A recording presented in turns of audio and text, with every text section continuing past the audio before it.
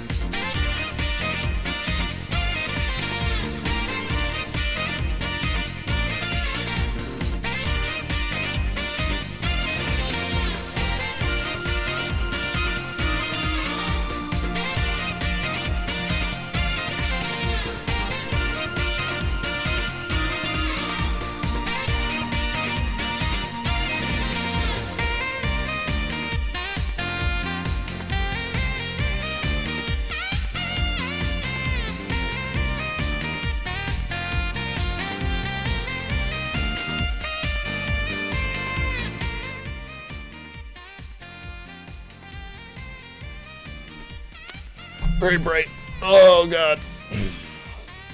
I helped like this much. Welcome back. Welcome, welcome, welcome, welcome, welcome. Hello, hello, hello. Hello, peoples. Please join. Please come have fun.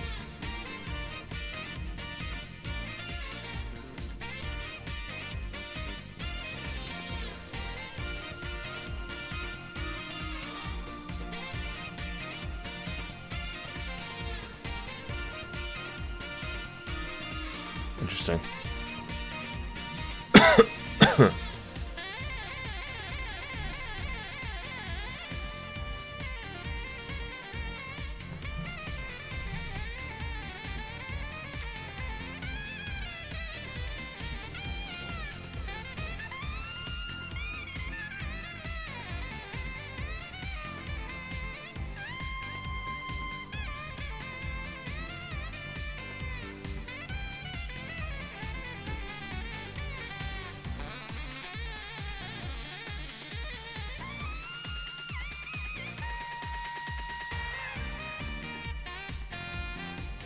Making a few more announcements online real quick that I'm streaming, and we'll be back to it.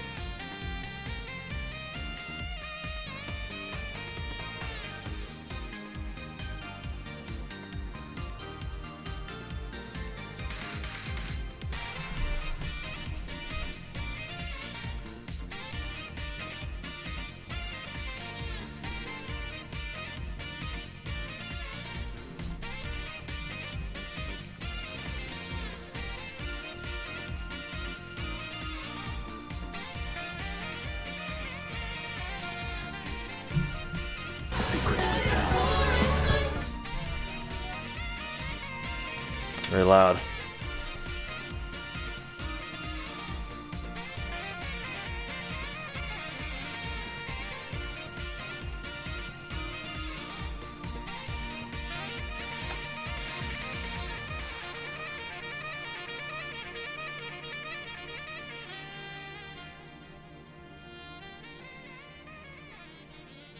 There you go. I was like, why can't I get it to...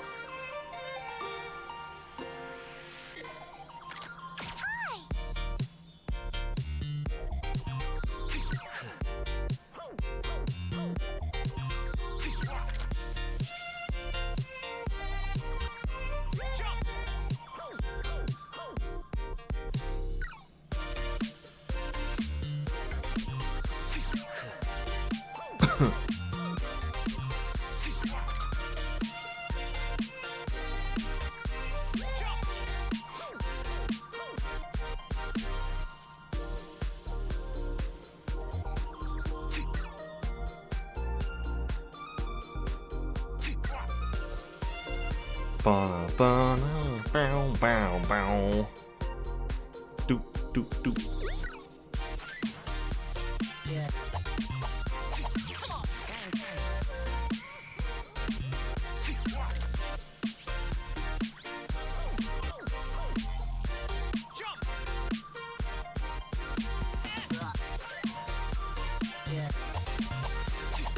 Okay, almost finished with this.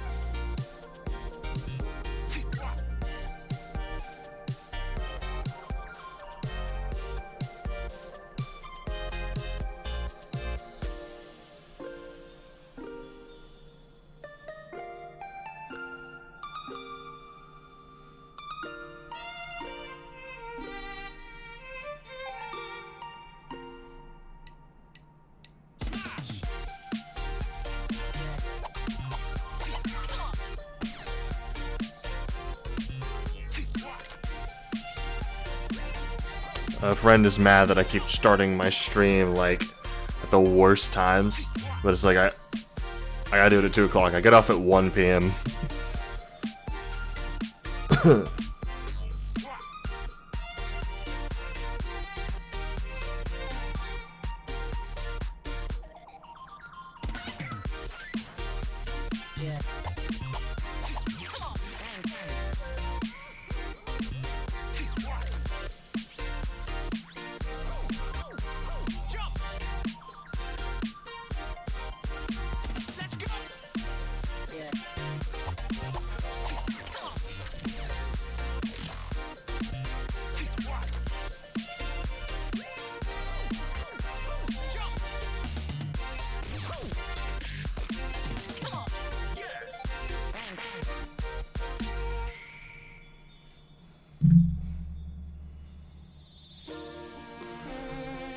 Okay.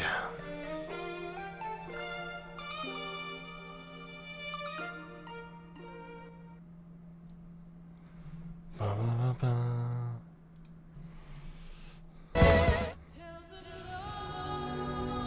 Send fire.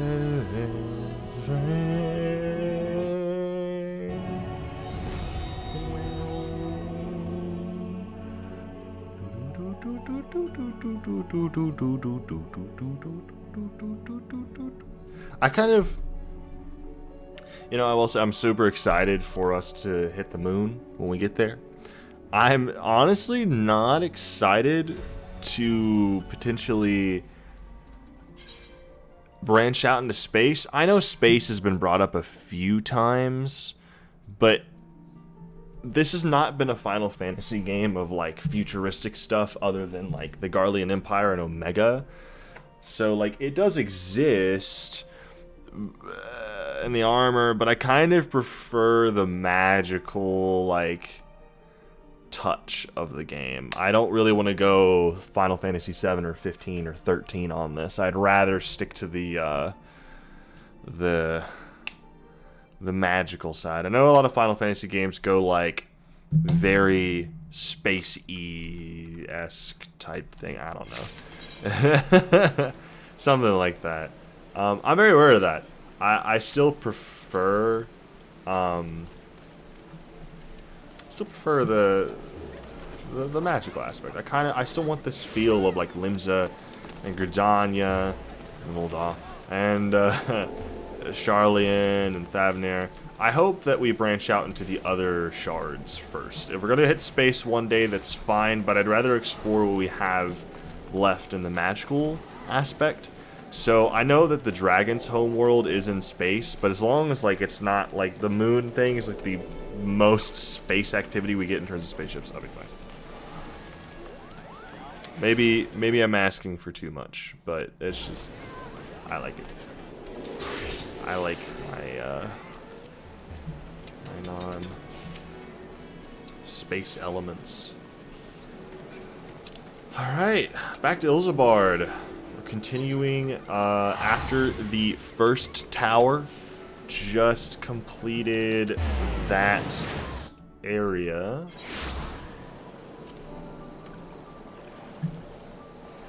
So pretty excited to go ahead and get into this. Time to see kind of the aftermath, see what we're going to have to deal with, and find what different approaches we'll have for the rest of the towers. Because the towers are... So last time, the towers disappeared on us. Or at least this tower disappeared on us after we dismantled its power source. Which is not good. For obvious reasons, of course.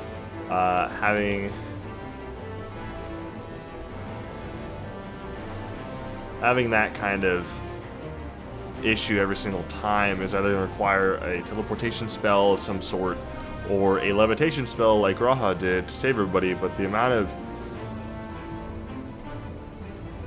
amount of energy it took for Graha to do the spell, it looked like it was a pretty bad toll on his body. So I think we're gonna have to find another way.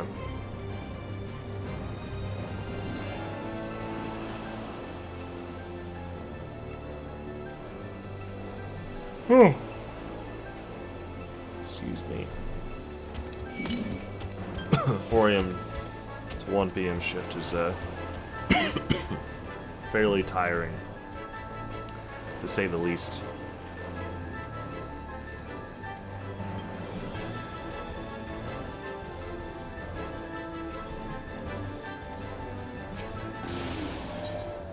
The Jewel of Thavnir.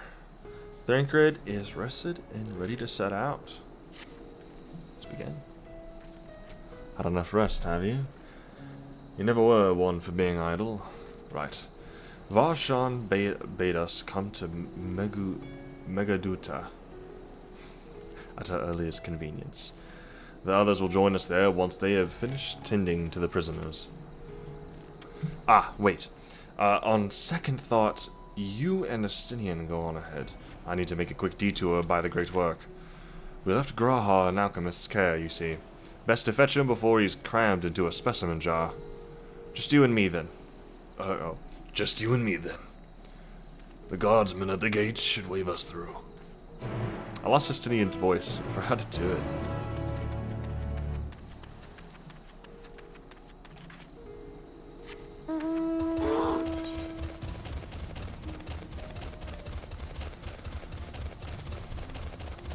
Demosthenian Wormblood, Dragoon. The Azure Dragoon. Nidhogg, you shall not harm these people today. I think it's pretty close. I think we're sort of there.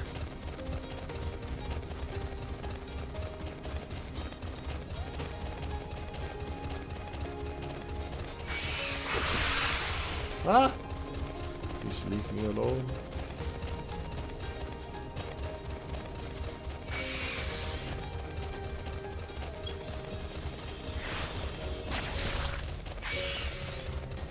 No.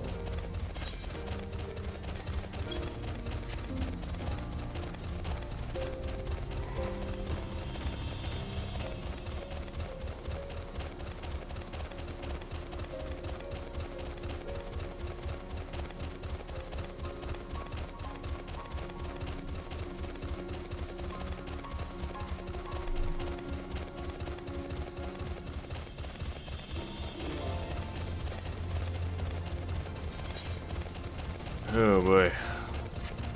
It's always the traveling that kills me.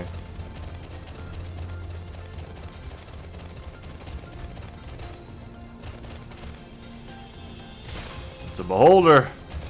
Dear God, I was just listening to Critical Role fight a beholder in the Vox Machina campaign. They really do look beholders there. The tower gone, I expect that the state of alert will be lifted. Ah, honored scions, you are free to enter at your leisure. As I cannot leave my post, I'm afraid you must make your own way. Should you require directions to the inner city, the sentry stationed at the fountain atop the steps should be glad to assist you. Why, thank you.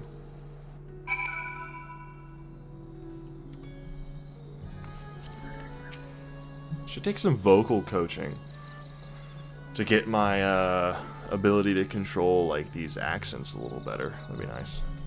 Though I have been to Rods at Horn before, this place is a veritable maze.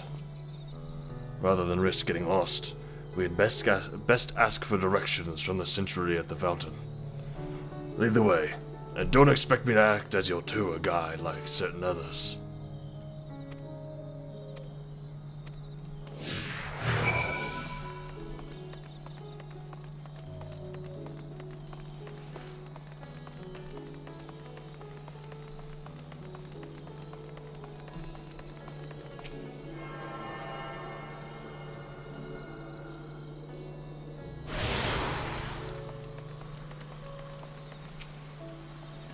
Ah, Mr. Small Metal, I presume. I understand you are here for an audience with the Satrap. If you require directions to Megahaduta, I should be glad to provide them. The Satrap's residence is situated in Dharma, the highest part of Rozet-Han. To get there, I would ordinarily recommend a route that takes you by the bazaars in the city's north. Due to the state of alert, however, most businesses are currently closed, and the Aetherites disabled. As such, I will provide you with an alternate path. First, please ascend the steps next to this fountain, then continue left. There will be more steps, and upon ascending them, you will emerge on Pox's path. Proceed with the large door on the right, and you will arrive at Ruveda Fibers. Within you will find another sentry who will give you further guidance. In other words, we head up. Sounds straightforward enough.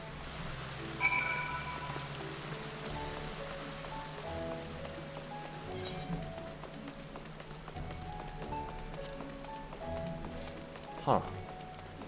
It's a very cool door. Ah, yes. I know about this portal. It leads to a nearby isle, the treasure vault of one of Rozet-Han's wealthiest families. They took the God of Luck for their guardian, on account of which they occasionally open up a section of their vaults for aspiring treasure hunters to try their own luck, or so they say. There are also coffers hidden across the land that act as portals. Find one, and you gain access to the vault. Something to bear in mind, in case you exhaust your funds while on the road. 'Tis a troublesome experience, as I can personally attest.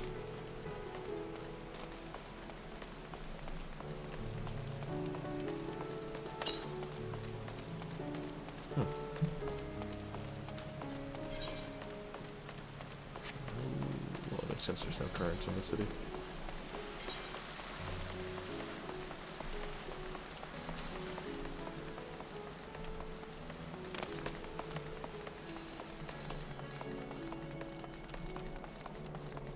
Tune to the big boy. Make sure. Oh. What? Bruh.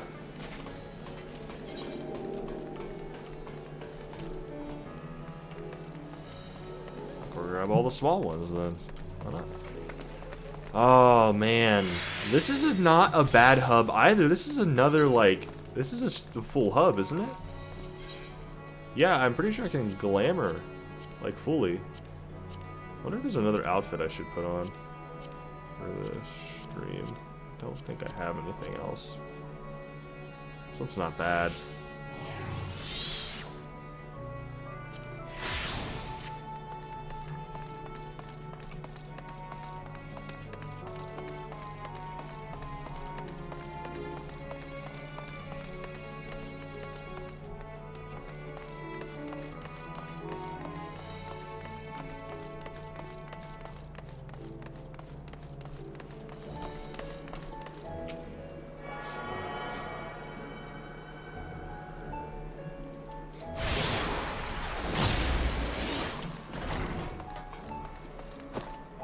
Ooh.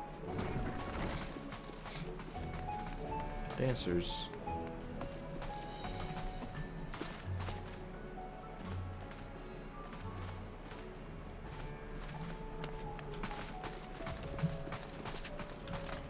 It's funny how people are like, oh yeah, the dancers originate from Rods at Han, but they came from a completely other dimension initially. I mean, like, lore-wise, yeah, but like, I just think that's funny.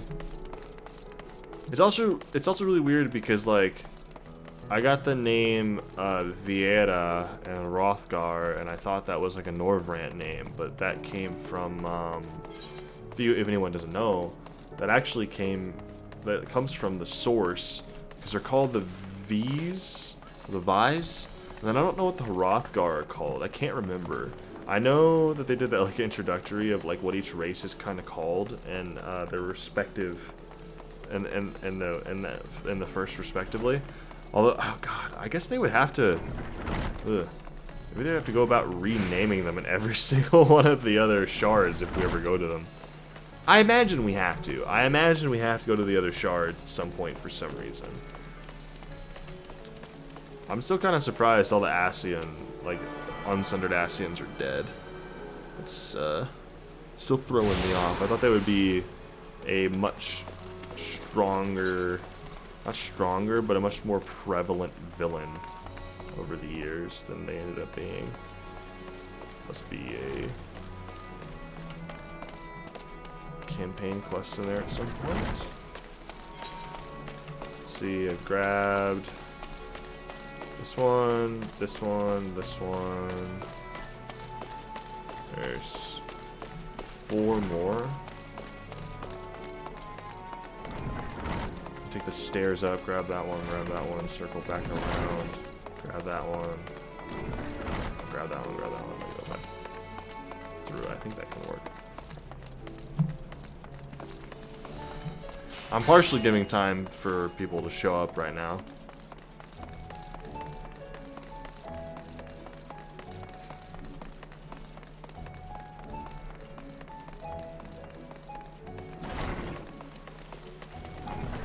Should really grab my gaming chair.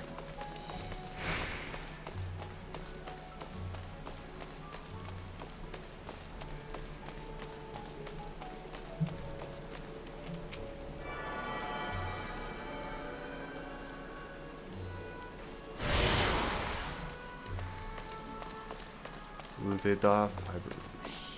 Vive? I'm saying fibers. But I don't know.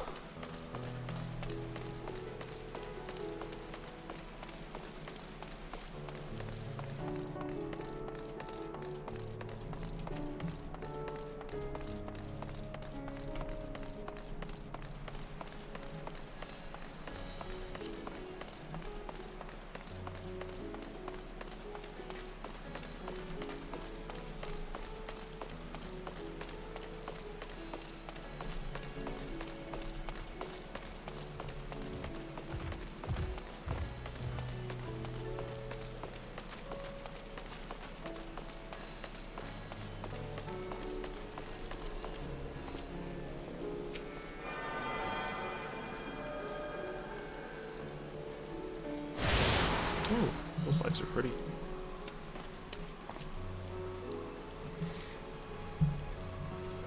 Yeah, let me adjust myself a little here.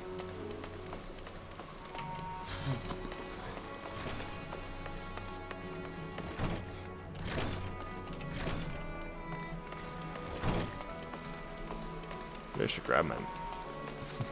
I kind of like stored away several things and I moved into this house, as you do. One of them was my mini fridge, but I'm thirsty all the dang time, so now I'm thinking I should like go buy like a bunch of Gatorades and waters and just stuff them in the fridge next to me, or like fill up like 3 water bottles with water and just store them. Just go through them as I stream because I'm thirsty all the time. Also, still that filter. I need to message my sister about where the Brita filter is because the filter in the fridge. Or I could just go back up and read, probably. I'm walking the wrong way. Don't walk in-game and text, kids. It's bad.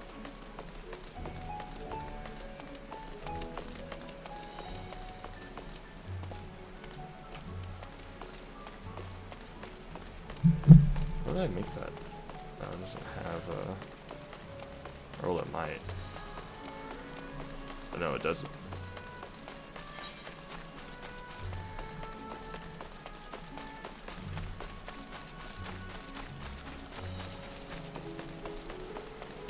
Let's see here.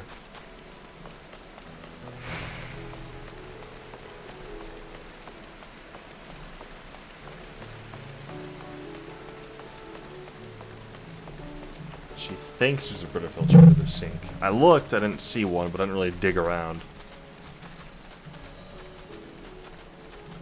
Also, I don't know if she means like an unopened one or a used one she just took off for some reason. That's like having clean water. You know what having bad water could do to your intestines and to your general health when it's the most valuable source of energy for your body next to food? Hell, sometimes it's better than food. It's pretty good.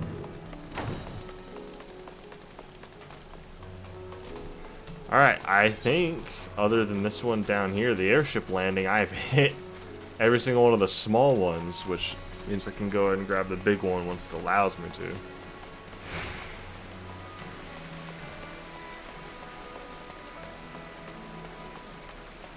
Sinian's like, probably like, oh my god. Are we done tuning yet, please? Adventurer. Warrior of Light, I understand. You need to attune, but my god, please. Let's get to the quest. It's like, hold on a second, I gotta attune to the small ones. Hold on. I gotta make sure I have my travel network updated. You never know when you need to go to one part of the city. You gotta go grab all of them first, Justinian. Wish he would jump with me. This is a bad game. I gotta write an email to Yoshida. Be like, hey man, Justinian doesn't jump with me. Wanna poppin'. This is a travesty, a crime, and an insult to all players. Alright, cool. Yep, I've gotten all the shards and rods at Han. I don't think I actually grabbed all of them in Charlian. I thought I did at one point, and then I was like, wait a second, it hasn't given me the notification. I can go this way. So I'm thinking, guys. Watchful Radiant.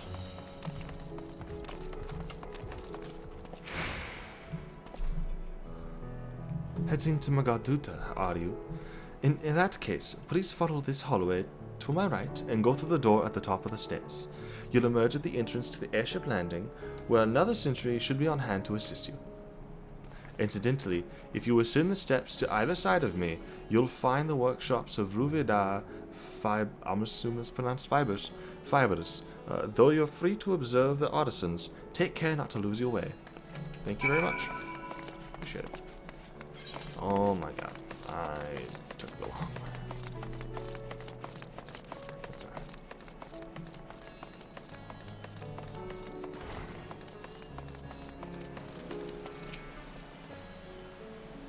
If you are here for an airship, I'm afraid all flights have been suspended until further notice. So the state of alert is still in effect. Perhaps it's for the best. But aside, we're not here for an airship. We have business in Magaduta. Oh, in that case, permit me to direct you. From here, it's quite simple, really. Ascend these steps, and then continue straight ahead across the bridge. You cannot miss it. Very much. What over here is really nice. Charlotte and this place are just like exact opposites. It's not super surprising, considering the culture of each place. But my god, Charlians are just... they're ridiculous. They're the English, but worse. Ah, I remember passing by here with the Varshan. The situation being as it was, he regretted not being able to show us the sights. Life has yet to return to normal here, but when it does, you ought to pay another visit. Though the city is confusing, the food is quite good. I'm partial to Hamsam myself, the meat's surprisingly tender and flavorful. I have no gravel to my voice today. Squawk, squawk. That was my best voice acting in the past 4 days I've streamed. Seriously, anyone know a good vocal coach in Lexington? I'll totally take it. I'll 100% take that. I guess it depends how much it costs, but I'll take a vocal coach. If I can learn how to do other accents and control my throat to produce quality voices for the stream, 100% would do it. Magaduta Atanol. Greetings and welcome to Magaduta. May I inquire after your business?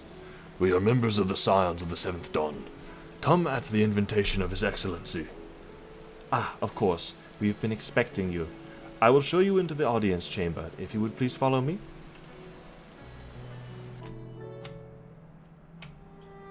I clean my keyboard.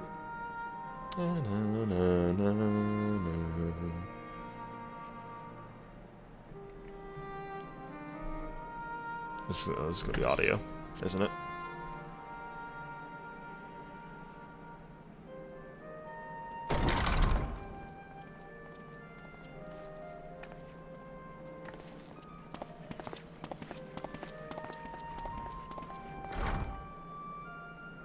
Are we the last to arrive? I hope we've not kept you waiting. Well, at least the length of the dragon's lifespan. Not at all. Your comrade is feeling better, I trust. Much better, thank you. Harness remedies are certainly potent in more ways than one. What the heck does that One mean? becomes accustomed to the taste, although I hope you never have cause to do so. Pray, take your ease. Oh.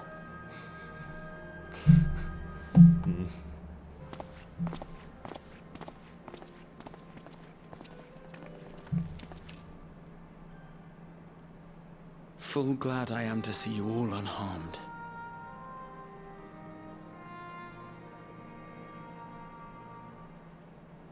Valiant scions, for your heroism, you have my boundless gratitude.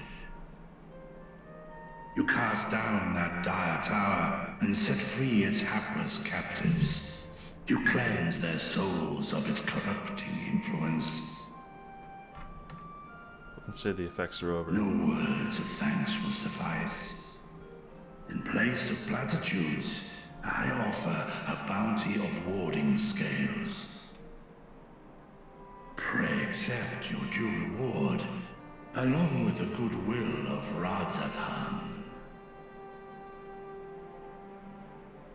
Alchemists throughout the land were put to work in the forging of your talismans. The finished ones have been collected, and now await you at the High Crucible of Alchemia. Present this letter when you are ready to take them into your possession.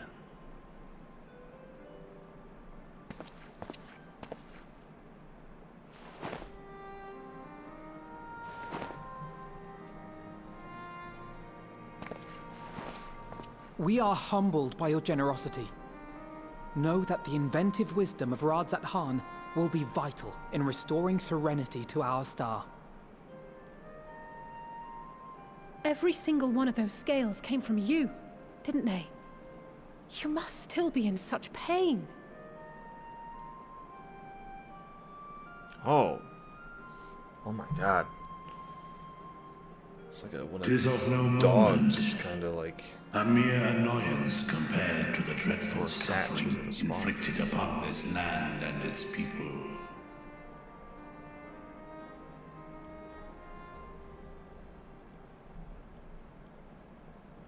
Albeit brief, my involvement in the Dragonsong War afforded me a glimpse of the myriad sorrows which consumed both dragon and man. Though you were half a world away, such tragedies as befell your kin must have affected you deeply.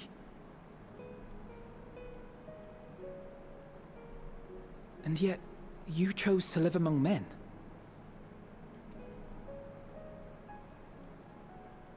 In the age when that conflict first bloomed, my choice had already been made. In some distant place, man slew dragon, and dragon slaughtered man. Yet no hate could I muster for those smiling faces which did look to me for guidance. Not even my brother's righteous rage could rally me to his cause. I huddled here, secret and still, hoping against hope that which I had built would remain untouched by the chaos and carnage.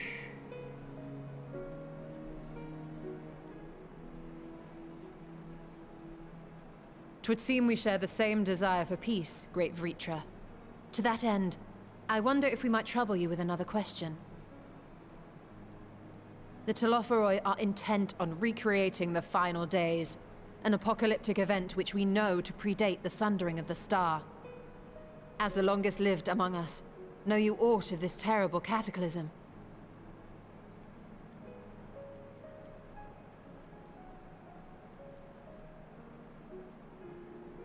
Nay.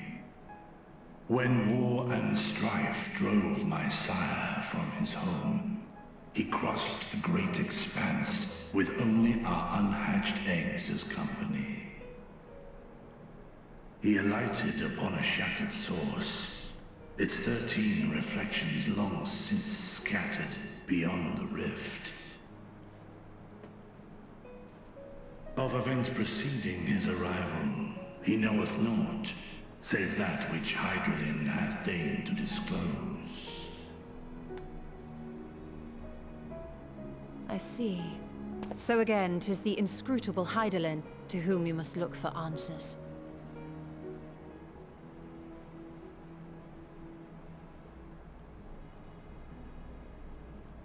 Seek you to divine the will of this star? If so, I have a tale which may afford you some small comfort.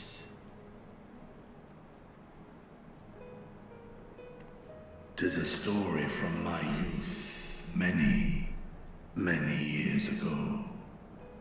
To my sire, I once posed the question, of all the stars in the sky, why didst thou settle upon this one?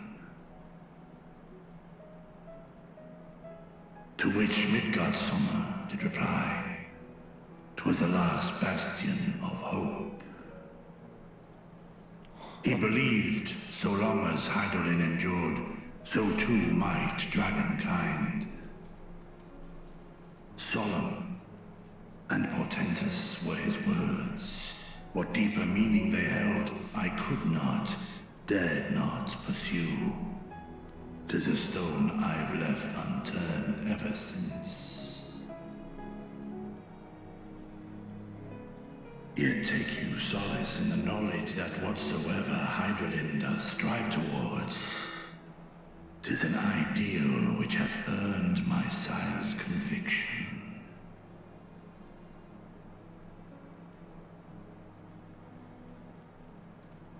Thank you, Vritra. You've given us warm reassurance in a world gripped by cold uncertainty. While I'm sure we all have a great many questions, I think it's time we collect the talismans and be on our way. Our fight against the Telophoroi is far from finished.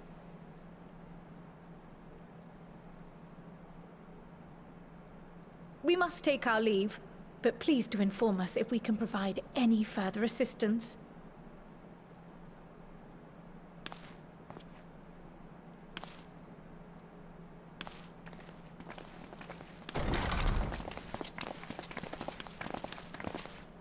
Prithee, a moment.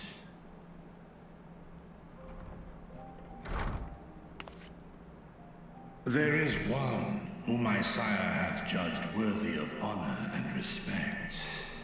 The one known to men as Eorzea's champion.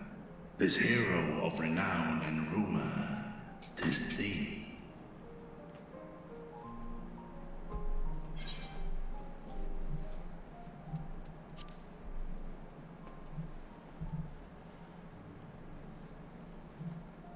I know of his clash with Omega, and the long slumber which was his price. Yet even closed in sleep, my father's eyes are far from blind. He is watching over thee, watching over this world. Thank you for letting me know. 'Twas a revelation most pleasing that thou, a child of man, had gained amidst Godsummer's trust. But alongside mine elation runneth a rivulet of dread. For upon thy life's reel wind too many threads of fate, power, weal enmeshed with woe. Amidst this tangled knot thou shalt know no rest. 'Tis an endless confluence of forces, a struggle without surcease. More terrible still is the attrition wrought upon thy companions, as they are swept up in the storm of thine existence.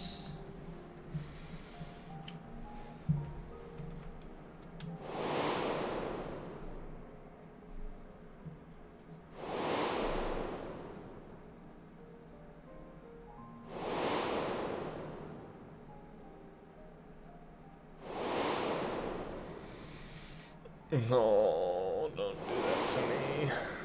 Don't do this to me, man.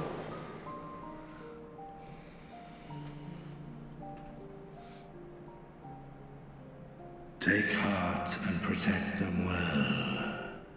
They will be your strength and your salvation. The hope thou wilt need come the end. I don't want to lose a single person. Even cowering behind my curtain, I know the suffering of the powerful. I have watched my siblings driven mad by loss. Thus do I exhort thee to spare no effort to keep thy loved ones safe.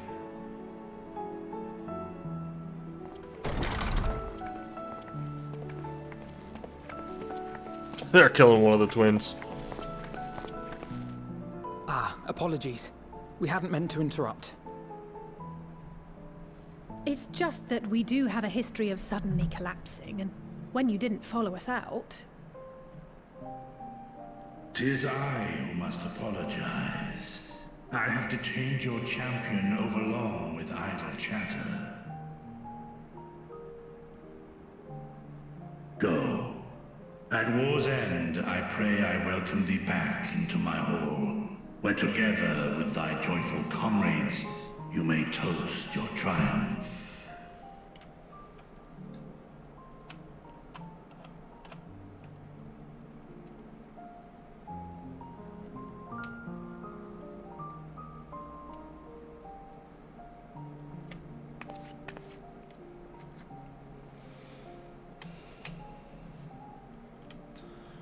We fall.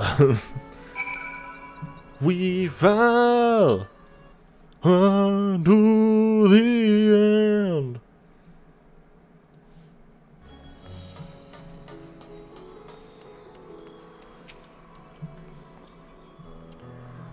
So, what were you and Rita talking about? Don't worry about it for right now. Nothing? Very well, if you say so. Those have gone to the High Crucible. Let's catch up to them. I would love a story if one day we actually pissed one of our friends off. They've, like, never been angry with us. The attendant was kind enough to give me directions to the High Crucible. First, let us return to the mulberry orchard.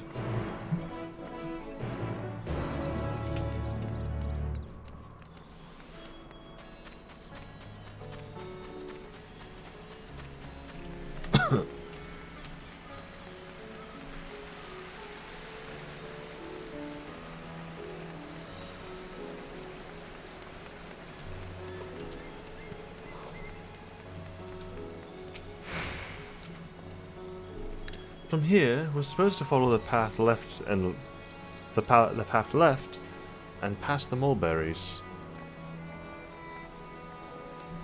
Okay.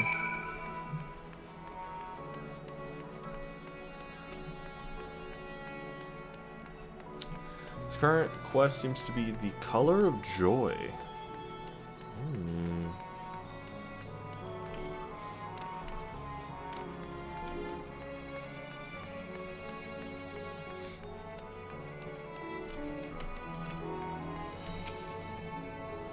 Where the street turns, enter the door straight ahead, then descend the steps. I thought the Crystarium was confusing, but it doesn't compare to Rod's at Hon. The architecture and decorations make it even harder to get your bearings. Anyway, let's see where this door takes us.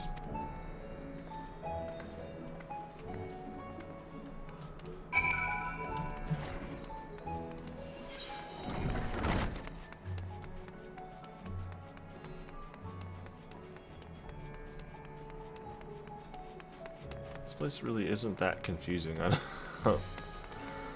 Old Daw is the most confusing area.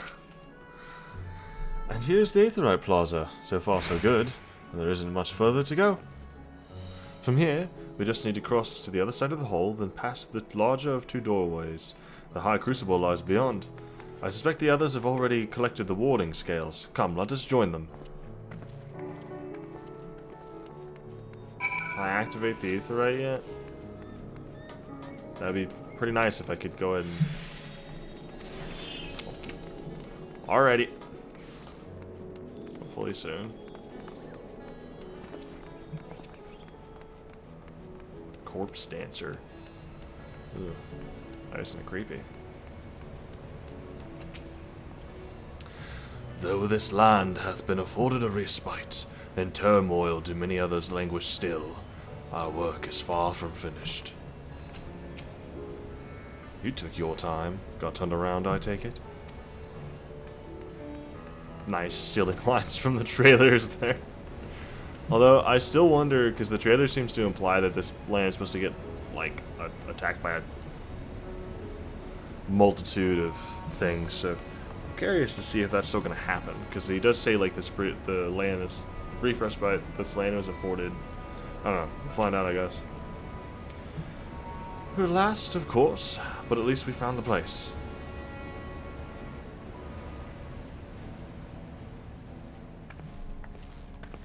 These are the talismans we were promised. Yes, and I made a quick count. There are far more than we could have hoped for.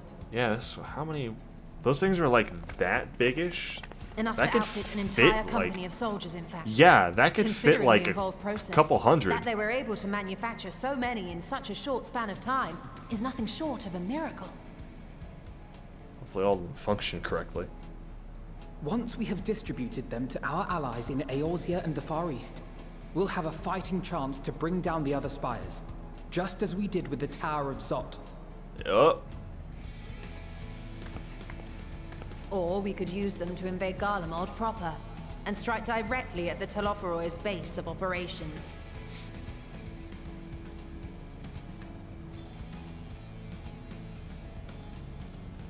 Of course, we would need to consult with various alliance leaders before such a drastic measure could even be contemplated. To which end, I could set out forthwith and present the idea to each of our allies in person.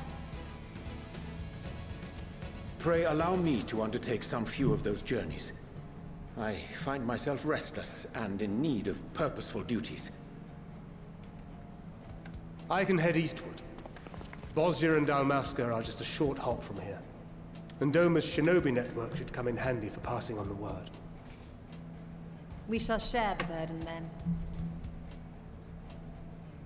Meanwhile, I think it best that you and the others take the talismans back to the Baldessian Annex. We must keep them safe and secure until we've decided upon a course of action. I don't know about putting them in Charlian. I'm gonna be real with you. That just Please, sounds like I must speak with you. bad idea.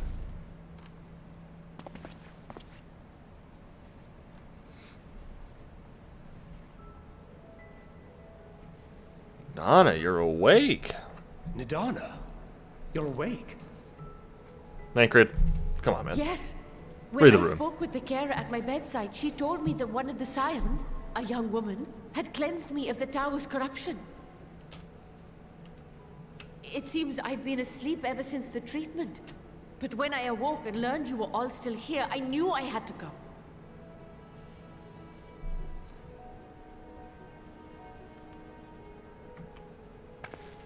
As you said, Nidana was captured only recently.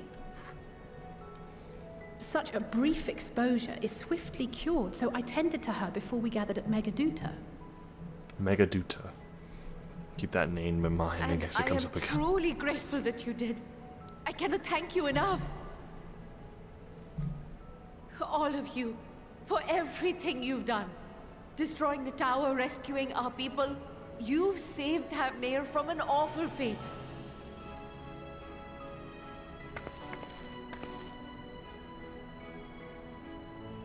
That's what I would say if they weren't attacking right now. Yet who hath truly saved whom?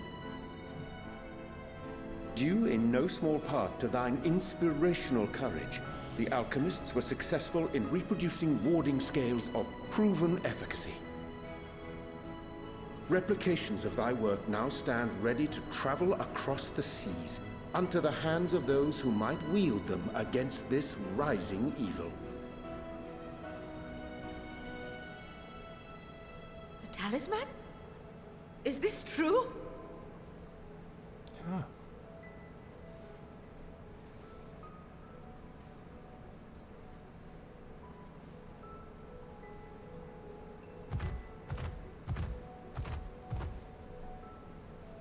Oh, I was so groggy from sleep. I didn't even think to ask. Oh, our great work sent across the seas.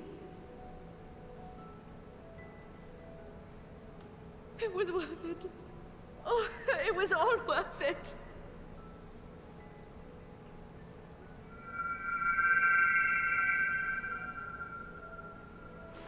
The color of joy. Golden yellow. Look at that! Its color is completely changed.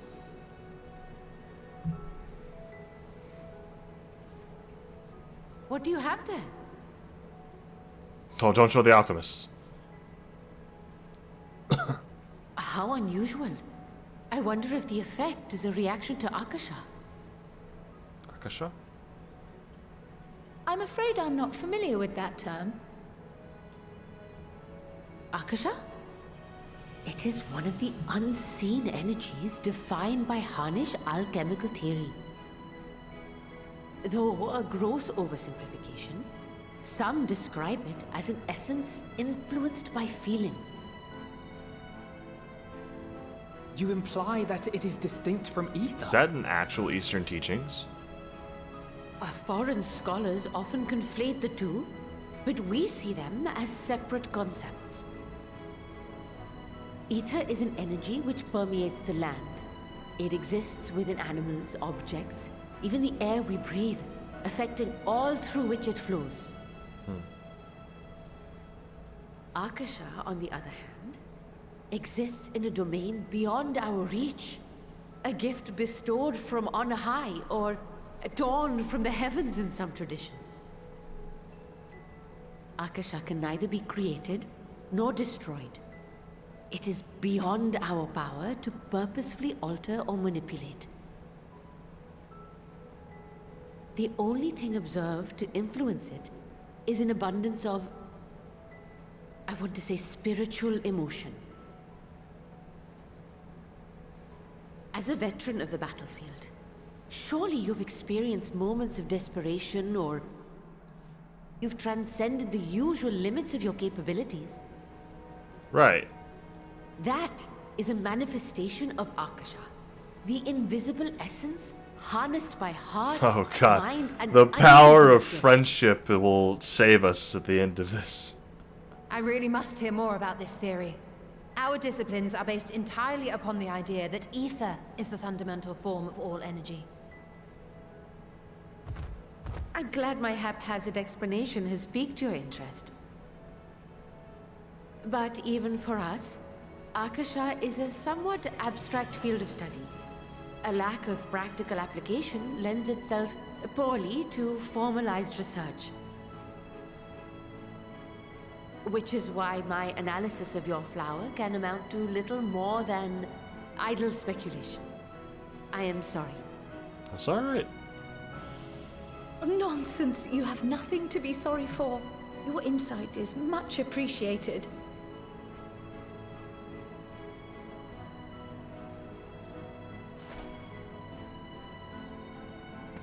Shall we depart for Charlian then? I will see to it that the talismans arrive at the Annex. And we will be in touch once our talks are concluded. I suggest you rest while you can. From here onward, sleep is bound to be in short supply.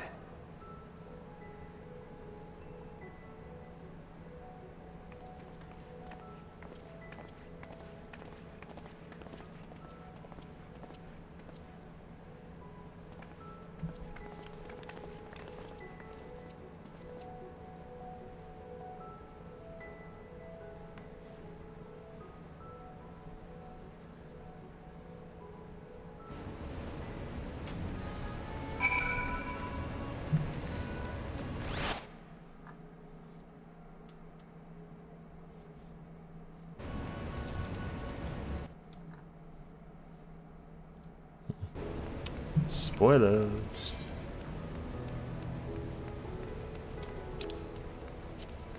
Oh, that's the Annex. I don't want to leave until I attune, but I don't think it's gonna work now either. I feel like someone would tell me if this worked.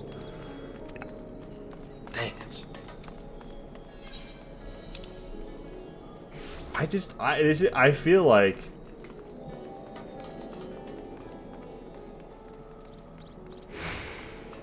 and I could be wrong. I just feel like Charlian is the worst place to hold these. I feel like the forum's gonna do some messed up crap and steal a bunch of these from us. Like I feel like they're gonna steal like 2 crates, so we're gonna have like 1 left. It's like, alright, well now we can only like really put it on like the leaders or something. You know?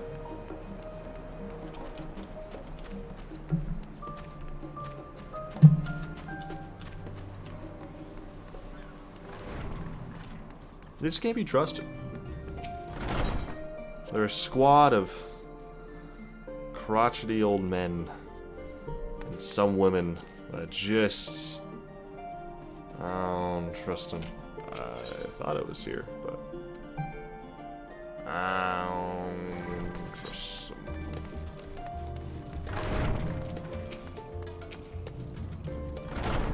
It's good to be back, and with the fruit of our labors safely in storage. For now, we have but to wait for the others to return from their respective meetings with the Alliance leaders. As Thancred suggested, you should get some rest in the meantime.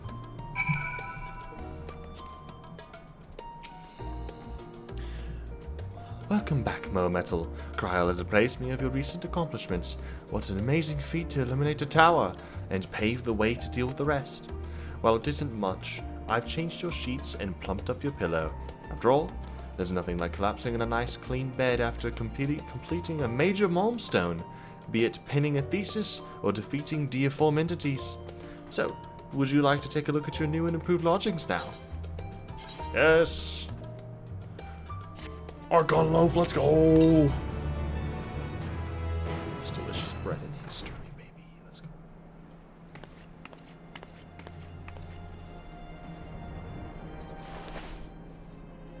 gonna be visited by Hydaelyn now. It was Ardbert last time.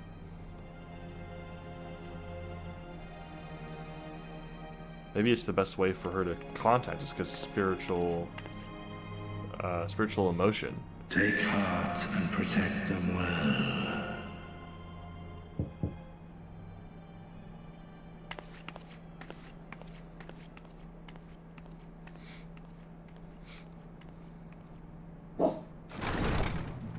Shush.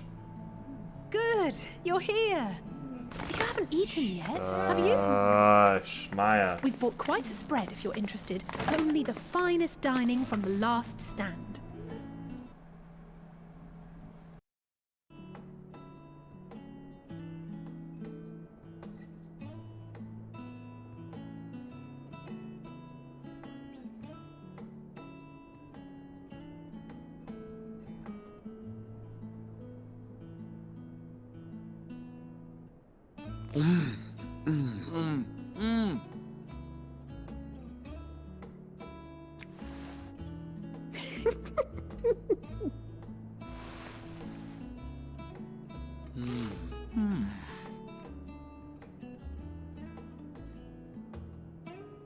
Lest you wonder, we invited Estinian as well.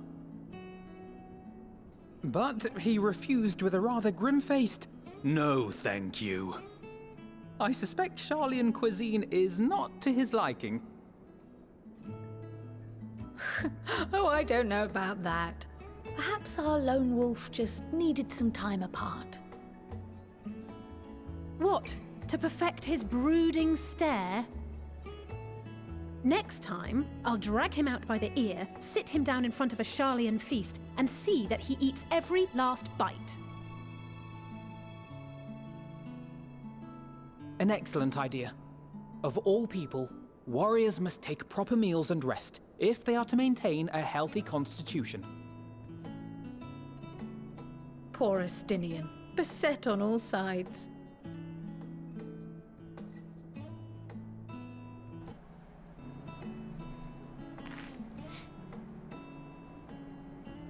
Speaking of one's physical condition, Mistress Quile, I hear you recently played literal host to Hydaelyn herself. Man's literally just fiending on And that what an burger. experience that was.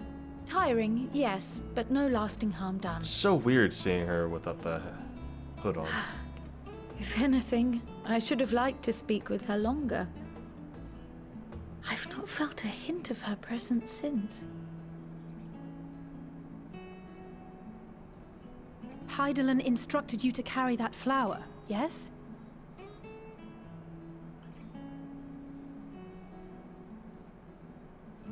Twill be your guide, test and proof of your conviction.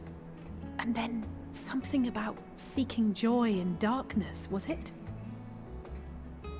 Come to think of it, isn't that what happened with Nidana back in Radzat-Han? The flower did seem to radiate a joyful glow, as if reflecting the elation we all felt, the relief of a people with renewed hope. Power of Indeed. friendship. And in turn, I felt buoyed by that radiance. 'Twas akin to spotting a beacon and knowing we were on the right path. Power of friendship. I know we've not yet triumphed over the Telophoroi, or learned the full breadth of the Forum's plans. But even within the midst of our struggles, we find small moments of joy to sustain us. Rare and hard-won perhaps, but it is this pursuit of happiness that gives us the strength to carry on day after day. That mug is gigantic in my hand. Maybe it's just big in general. I feel like Alphino and Kryle's mug don't even come close. Hey, that's mine. To the swift the spoils. Though I recall that levitation spell of yours was quick enough. Worst person. Oh my god, that Only cookie's awful. barely. It's way too crunchy. And even at my best, I'm still too slow to wield it effectively in battle. Mayhap I simply require more practice with this new magic. You unearthed it from the depths of Numenon, I presume? Aye, and from a veritable mountain of arcane tomes at that. 'Twas necessary to facilitate my solitary explorations. Or, to put it simply, you used it to sneak around the Forbidden Archives. To levitate? Yes, well, after a fashion.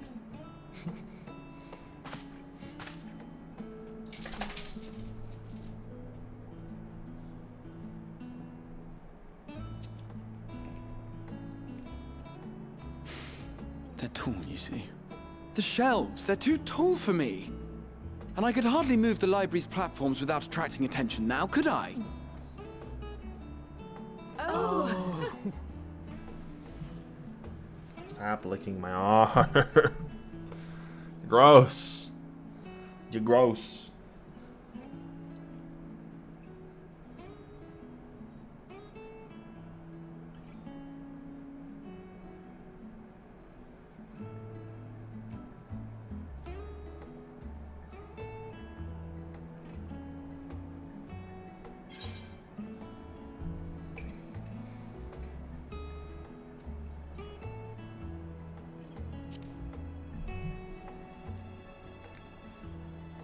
One last cup of tea, then. Dickon said this brew helps relax the mind before bed. And gave us some leaves for free. Let's go, Dickon! Yeah! Man's a legend. He's a beast.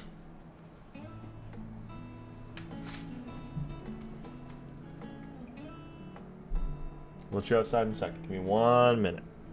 Or so. Green.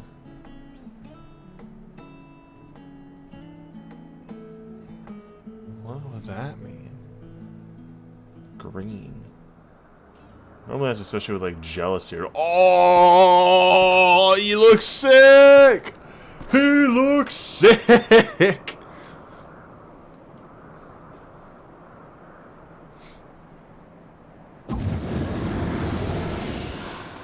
Ah!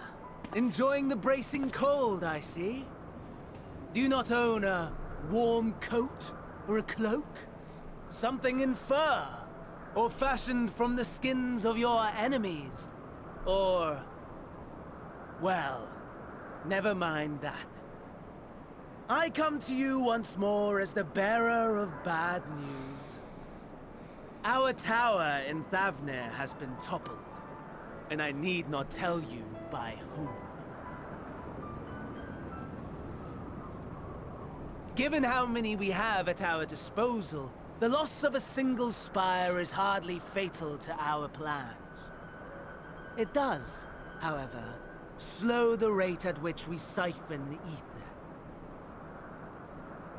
If they continue to preoccupy themselves with the towers, then all will be well. But should our foe prove bold enough to strike at us here, then the timing becomes questionable.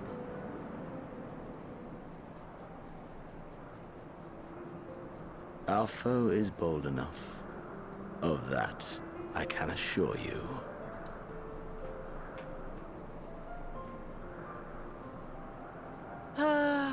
Yes, very well then. I suppose I must prepare a proper welcome. Honestly, talk of your nemesis is the only thing you seem to enjoy. Does nothing else spark your interest?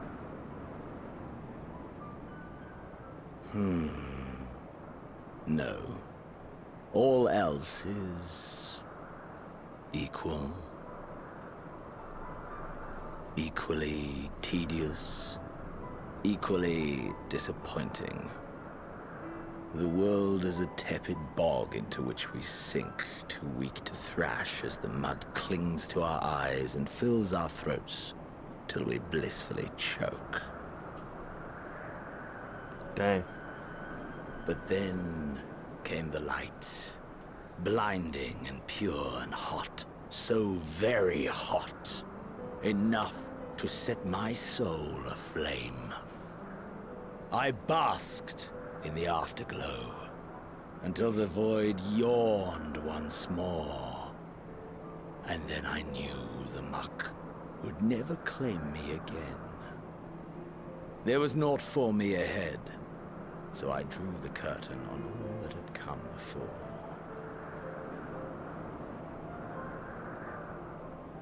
Burn. Burn.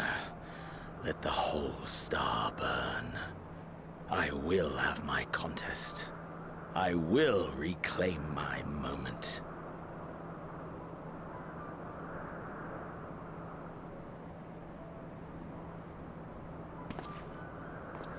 How wonderful that the emptiness of death has not dissuaded you from committing your life to its pursuit once more.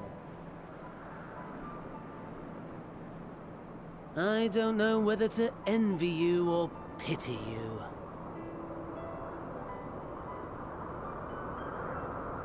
You question my disinterest, but what of yours? Despite your noisome antics, I sense you take little pleasure in this endeavor. Mercy, my lord. Such pointed barbs from one who barely acknowledges my existence. Nevertheless, you are mistaken. For I do find this part somewhat enjoyable. You see, when I was mortal, I would always have the same dream. It was a fragmented thing, disjointed, all the faces incomplete. The setting, too, was unknown to me, so I thought it simply a fantasy of my sleeping mind. Until one day, I realized it was showing me the truth, much as your dream of the final days enlightened you.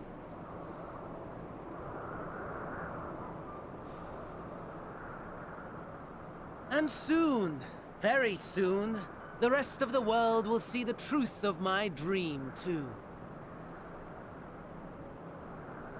Yes, I think that is something we can both enjoy.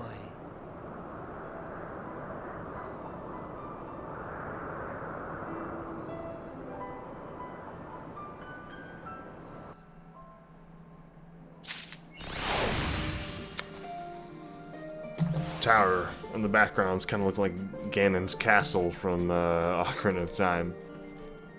But that's interesting. I feel I am a bit concerned.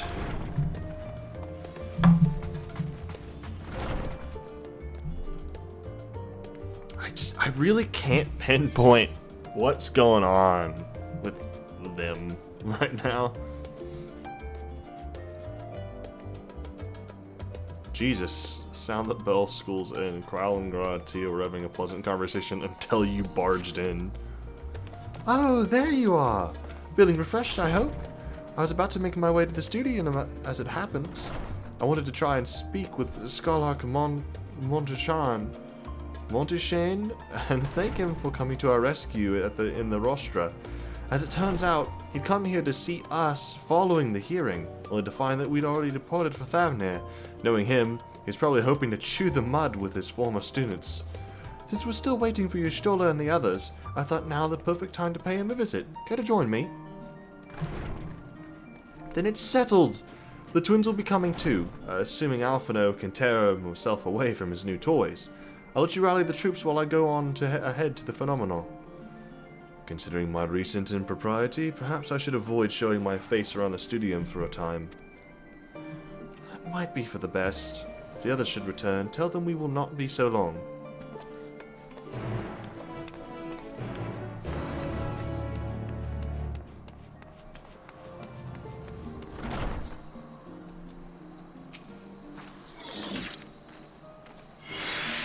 Heading out for a stroll? The Scarlark himself is here. In that case, what are we waiting for? I too am eager to see him, though I somewhat dread the thought of visiting the studium. I dare say our notoriety precedes us. Alphino of all people worrying over his reputation. And at our alma mater, no less. Will wonders ever cease? You'll understand soon enough. Off we go.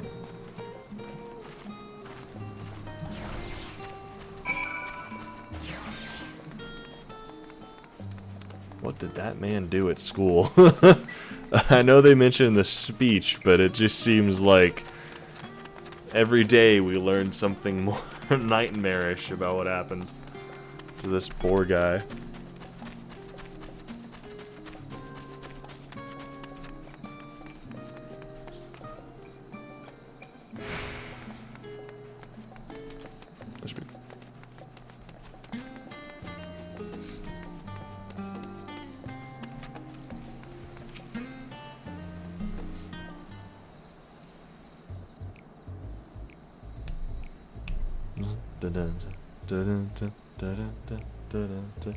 Here it is, Phenomenon. Well, I expect you made note of it before. One can hardly miss it. This is the first time you've been here on official business, correct? While most of the space is taken up by the expansive auditoriums, it also houses numerous laboratories, testing grounds for experimental magics, and a host of administrative offices and so forth. As the center of what would later become the Studium, it was established to promote the study of ethereological phenomena. Hence the name. Though the ether being a fundamental aspect of nature, its scope expanded to include every conceivable facet of life and even the universe itself. And then, in the 432nd year of the 6th Astral Era, Phenomenon was decreed complete and the Studium officially opened as a place of learning. With a long and storied history, it is without question the world's leading authority in ethereology, the arcane, the occult, astronomy, and countless other fields, standing proud as Sharlayan's foremost educational institute. You always did enjoy giving the grand tour to new students. Indeed, I've long since lost track of how many times he has recited that same foppish speech, such as his undying love for his old stamping ground. He was in top form back then, the youngest to enter the Studium, graduated with highest honors in magical arts and ethereology, undisputed champion of the debating chamber. Hold on, you both joined the Studium at the same age, yes? And from where I stand, you're equally prodigious scholars. Nice of you to say, but Alphino actually entered half a year before me, nor did I do well enough to graduate with honors, and I am certainly not the Studium's most notorious master debater. In all respects, have I ever been in his shadow? If nothing else, just remember that this was where the legend of Alphino Levior began. We should expect everyone to be fully aware of our recent escapades. Hopefully, we'll be somewhat more welcome here than we were at the last stand. I know better than anyone the adoration of the student body has for Alphino, and with a bit of luck, it might work to our advantage. Well, there's no time like the present. First things first, let's look for Scholar Montaigne. Other faculty tend to frequent their offices, but unfortunately for us, he's fond of wandering wheresoever his whims take him. I'll split up and ask the students if they've seen him.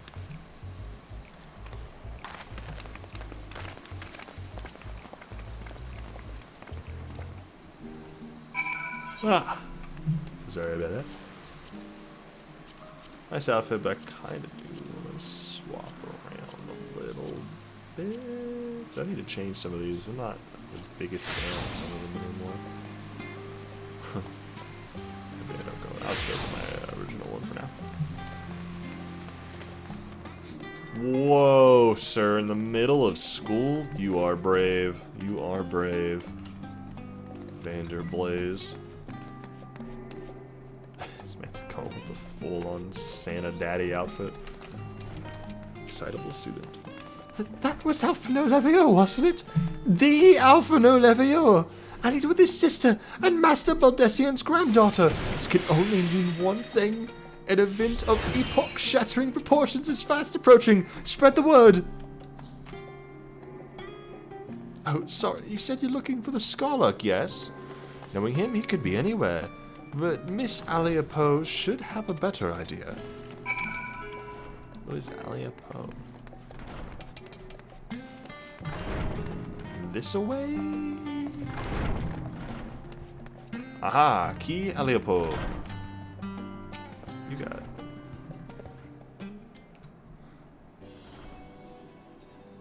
That's some very yellow hair. Are you lost? Wandering off the street, perhaps? Wait, don't tell me. You're a trainee gleaner fresh off the guild ship. I'm right, aren't I? Oh, how silly of me! An orientations order. Allow me to bid you a warm welcome to Search's Meet. Let me start with the question. What is the most important thing you'll find in the studium? That's right, books. And what's the second most important? Why, that's simple. Everything else? That's what we deal in here at Search's Meet. Whenever the students or tutors find themselves in need of equipment or materials, they come to us. If we don't have it in our stores, we send the gleaners off to find it. Honestly, you wouldn't believe some of the requests we get. Eye of Pysa this, tongue of giant toad, that. It's enough to make your hair stand on end, which is possibly what some of our students are trying to accomplish. This being a school of magic and all. As our newest gleaner, you'll have your work cut out for you, but I think you'll find it quite rewarding. I've tracked down many miscellaneous knickknacks in my time, but I am no gleaner.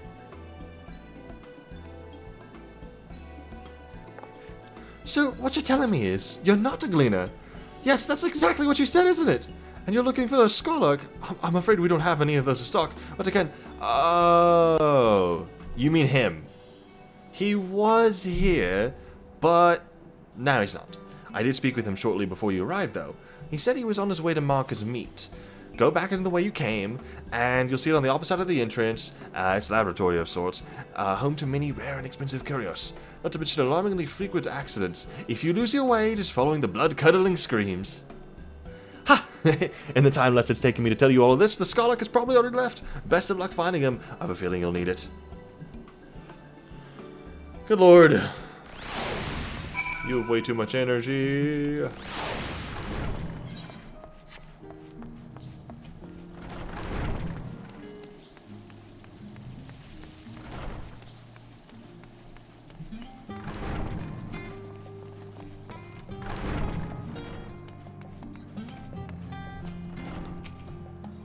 Yes, the scholar was here just a short while ago. He offered me advice on my current research project. Though we spoke at length, I don't recall him mentioning where he was planning to go next. When we parted ways, he went down the corridor, perhaps to one of the auditoriums. Curse you! Beginning quests of these DLCs!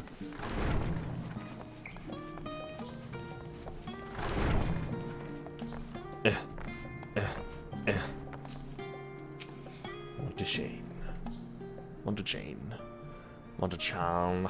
I don't know how to pronounce his name. Ah, I remember you.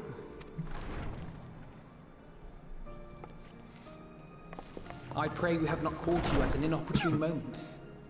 We wanted to offer our thanks for your kind words in the forum. You're welcome. Also, here's why you're an idiot. I bet that's gonna happen. Seems like Well, I could hardly let that inquisition go unchallenged. I've always believed that curiosity should be nurtured, not stifled. Thankfully, a majority of my colleagues agreed. A slender majority, aye, but a majority nonetheless. Oh, I forgot to let you out. I'm so sorry. Had the vote not gone our way, we would be having a very different conversation, if any at all. Though I'd like to think you would have not given up on our cause. I'm told you paid a visit to the annex afterwards. Sorry about this. I gotta let this dog out really quick. Really quick, I'm letting the dog out. I will be right back. It shall take me like a couple of minutes, or actually quite a bit less time. So, 1 second.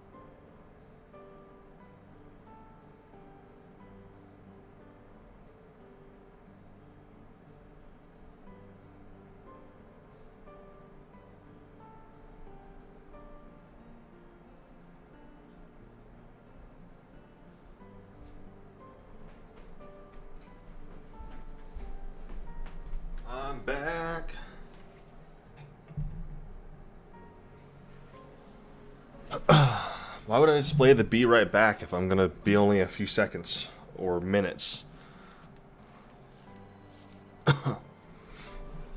Also, I don't have any audio going, so it would just be a completely silent be right back screen. Well, I guess the game, but no, if I clicked off, whatever. Alright. Jesus. Yes, that's right. I was hoping to speak with the grandchildren of my dearly departed friends Galuf and Louisoix in a less dour setting. But it seems I just missed you.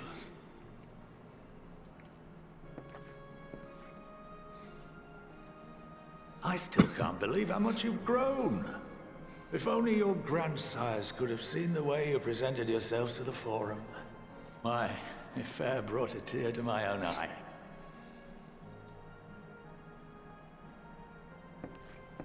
You must have the patience of a saint, putting up with this lot and their antics. Never mind Matoya's prize student.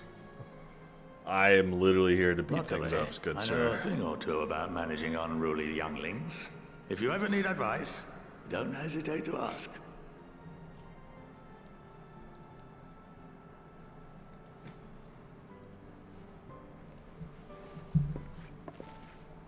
If I may, there is a rather more pressing matter we wish to discuss. What can you tell us of this duty that the Forum must fulfill? Nothing. He's magically bound. Nothing, I'm afraid. Like all humble servants of the Forum, I am sworn to secrecy. Or rather, I couldn't tell you if I tried. Our duty is of the gravest importance. Furthermore, if the particulars were made public, it would incite widespread panic. As such, those entrusted with this duty have been bound by an enchantment, which prevents us from speaking of such matters without the express permission of the Forum. How is that even possible? It's been some time since I last gave a lecture. Please, take a seat. Ooh, would giving him one of the talismans allow him to speak? How like, what type of enchantments do the talismans break? Is it just tempering? Oh, God. Oh, here we go.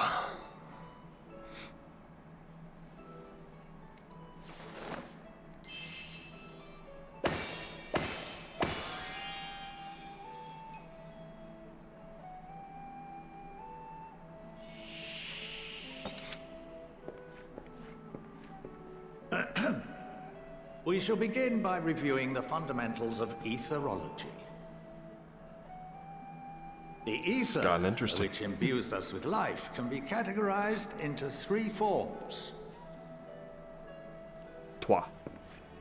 Two are of the incorporeal sort, the soul, and the memory.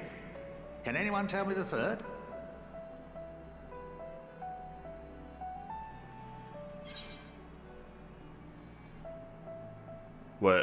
What did he... What did he say? I wasn't paying attention. Oh, God, it's like actual school. Oh, no.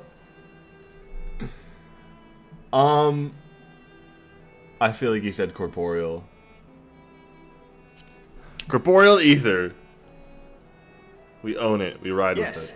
Very good. Oh, thank God he didn't say corporeal. This is the form with which the That's layman also how is school most went for me. familiar. Consumed by even the simplest of daily activities, and replenished by the food and drink that sustain us, this form of ether is in constant flux. In contrast, the ether that comprises the soul is rarely subject to dramatic change. The same can be said for memory, as the two are intrinsically linked.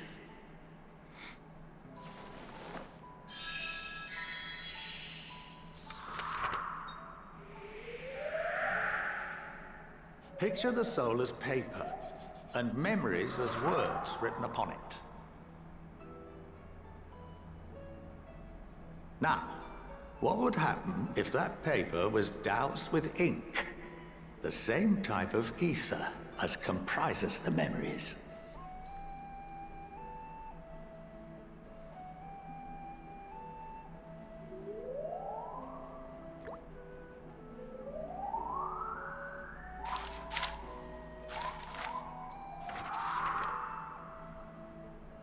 It would blot out everything that was written. Precisely. We would be unable to recall the memories, and any activities that depend upon them would be hindered as well. In fact, this exact phenomenon was observed on a vast scale not so long ago. And what might that have been? Cartino?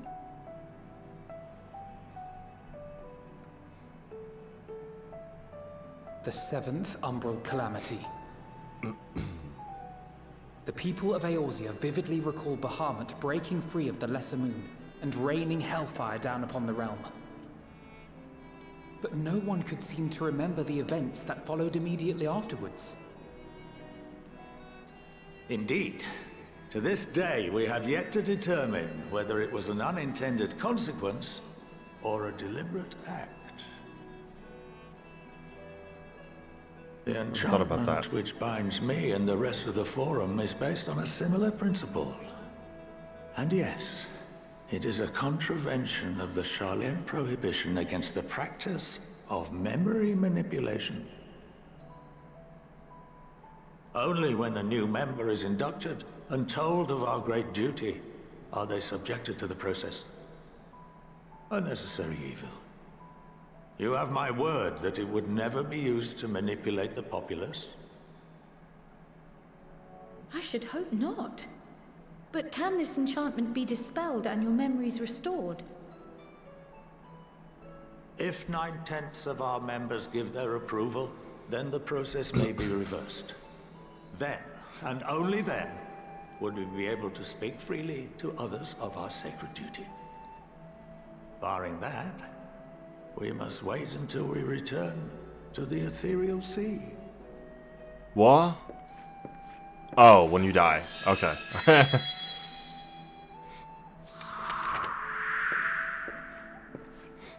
For there we will be purified, the blots upon our souls washed clean.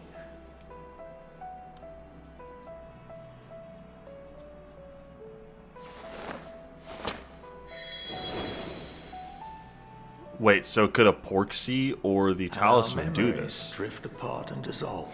Like hand him one. Rather defeating the purpose, I suppose. I should still have one. One of us should still have one on us, right? So we each had one, not just in the boxes. But there are those memories that are indelibly etched upon our souls, some believe.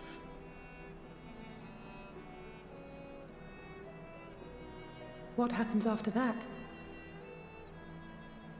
We are reduced to pure ether, coalesce with that of others, and create souls anew. Alternative schools of thought assert souls remain whole and return to the corporeal world, reborn into another form. Both theories have their proponents. Personally, I consider each equally probable.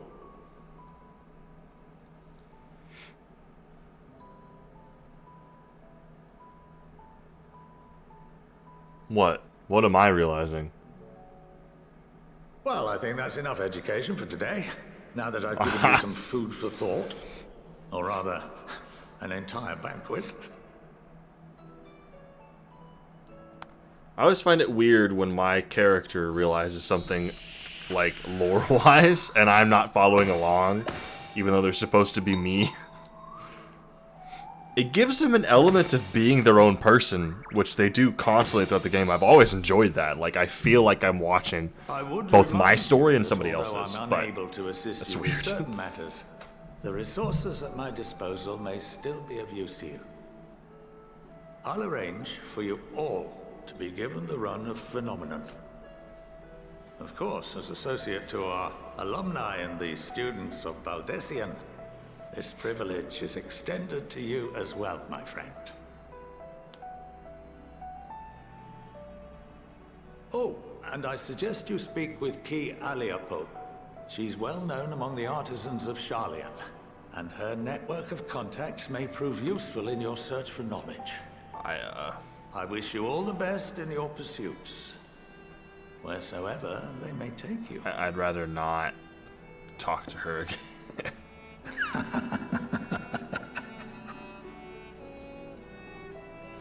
That felt villainous. That didn't feel like a old man like, ha ha ha, messing with your kids. It felt like a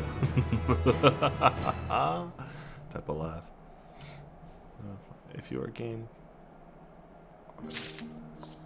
don't know what that means. Cool.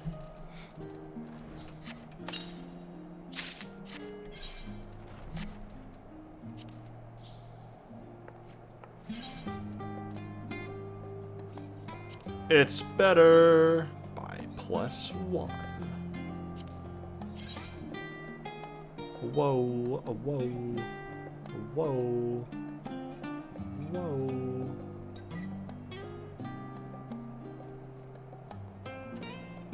Don't really need a direct hit rate as much, I feel, but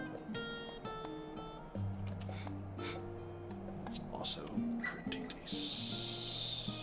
Maybe I do need to, I don't remember.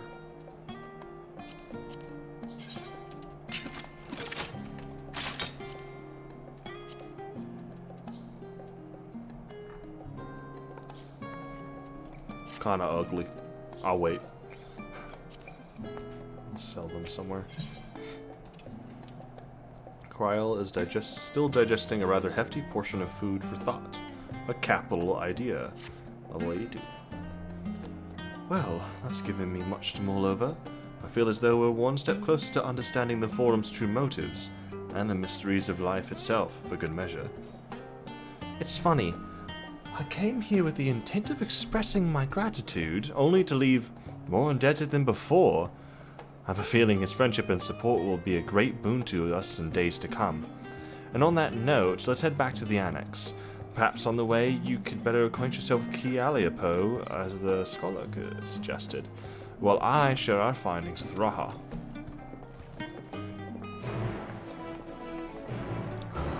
She had a lot of energy when I last talked to her. I will,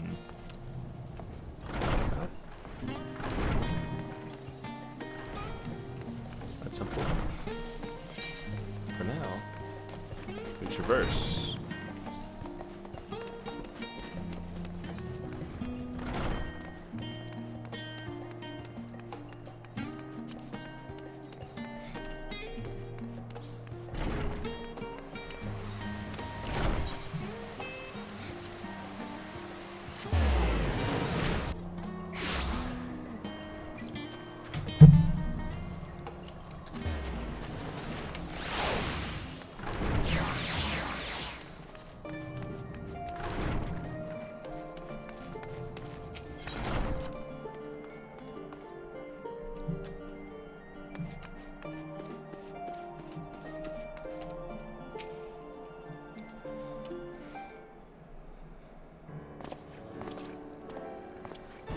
Welcome back. From what I hear, your trip to the studium proved most educational. While you were away, oh god. As expected, news of the warding scales is met with much joy. Preparations are now underway to bring the leadership of the Grand Company of Eorzea and the Eastern Alliance together to determine a way forward. Our friends have asked that we bring the scales in our possession to Limsa Laminsa. So the time has come for us to go on the offensive. It's too early to say for certain, but that does seem to be the way the winds are blowing. I, for one, can think of no reason to oppose such a plan, but let us see what awaits us in Valbrand. Let's start by getting the scales out of storage. Give me a hand, would you, Estinian?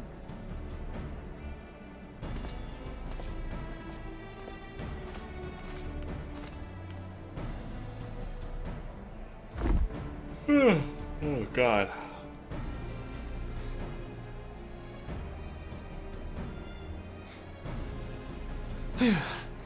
I didn't realize these crates were so heavy. Okay. I shouldn't complain, though. Vritra and the alchemists of the great work put their heart and soul into each and every one of these scales, so you must treat them with the utmost care. Are you not coming with us? As much as I would like to escape the Forum's watchful gaze, I have little choice but to stay behind. We're already on thin ice, and if I, in my capacity as official representative, were found to be consorting with foreign powers, well, you can imagine how that would go. I shall remain here and do my utmost to avoid ruffling any more feathers as I await word from Master Matoya and our other allies. With luck, we'll soon have good news of our own to share. The tide is about to turn. I can feel it. To Limsa Laminsa.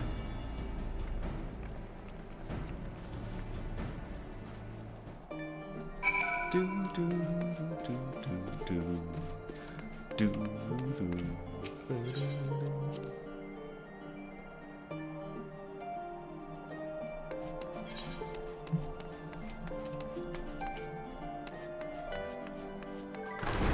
Keep just looking at other things.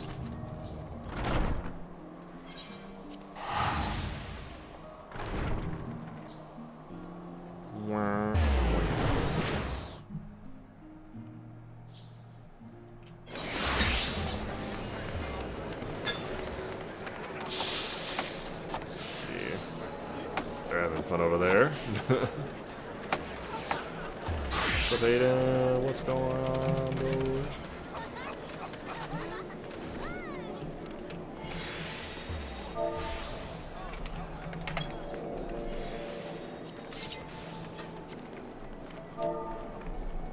Say hello to some friends real quick.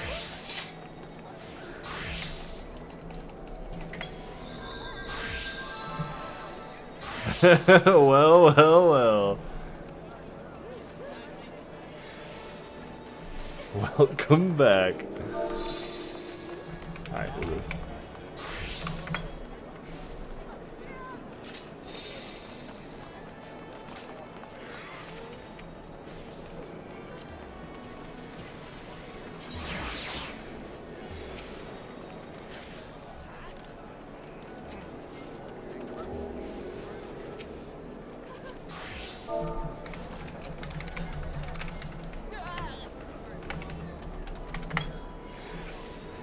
I got doted first.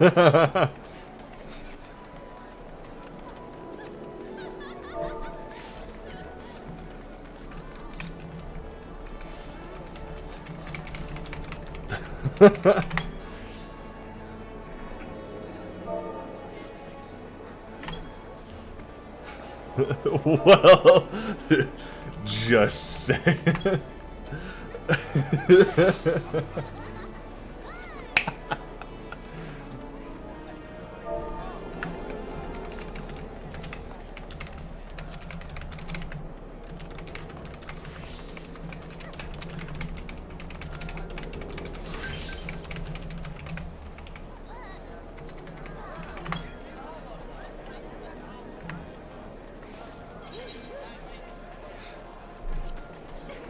Let's go! Another bench is on the squad. You're funny.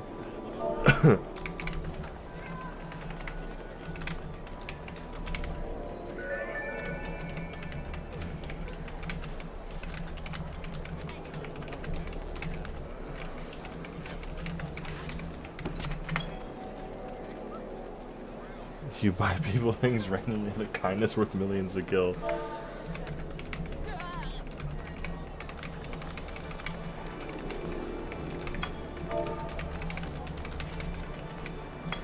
And you are funny.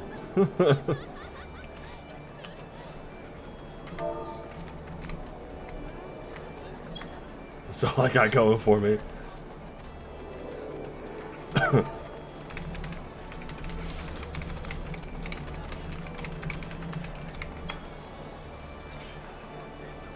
The only name I recognize every time I'm walking through Limsa, lol.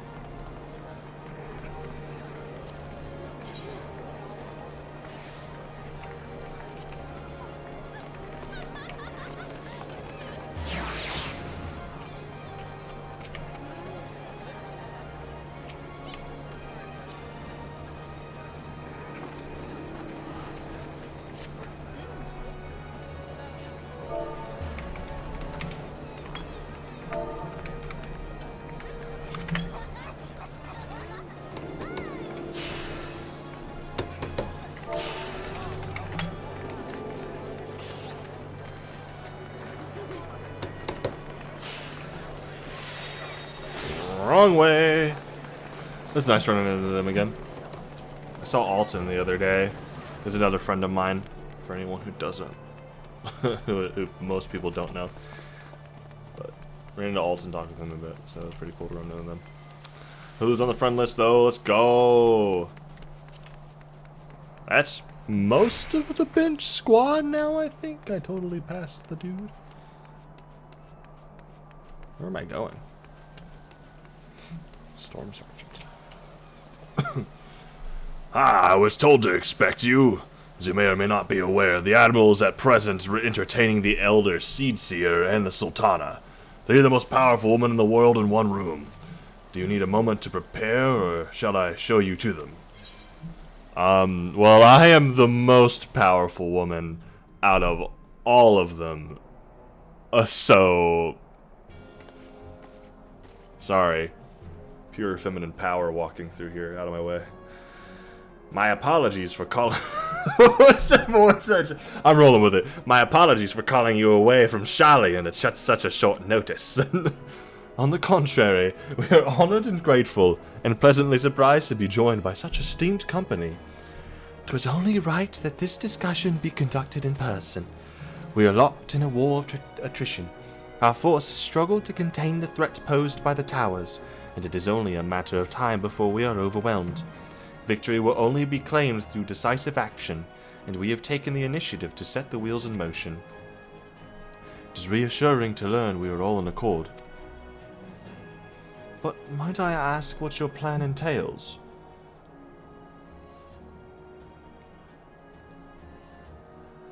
It hinges entirely on the warning scales and our ability to utilize their potential to the fullest.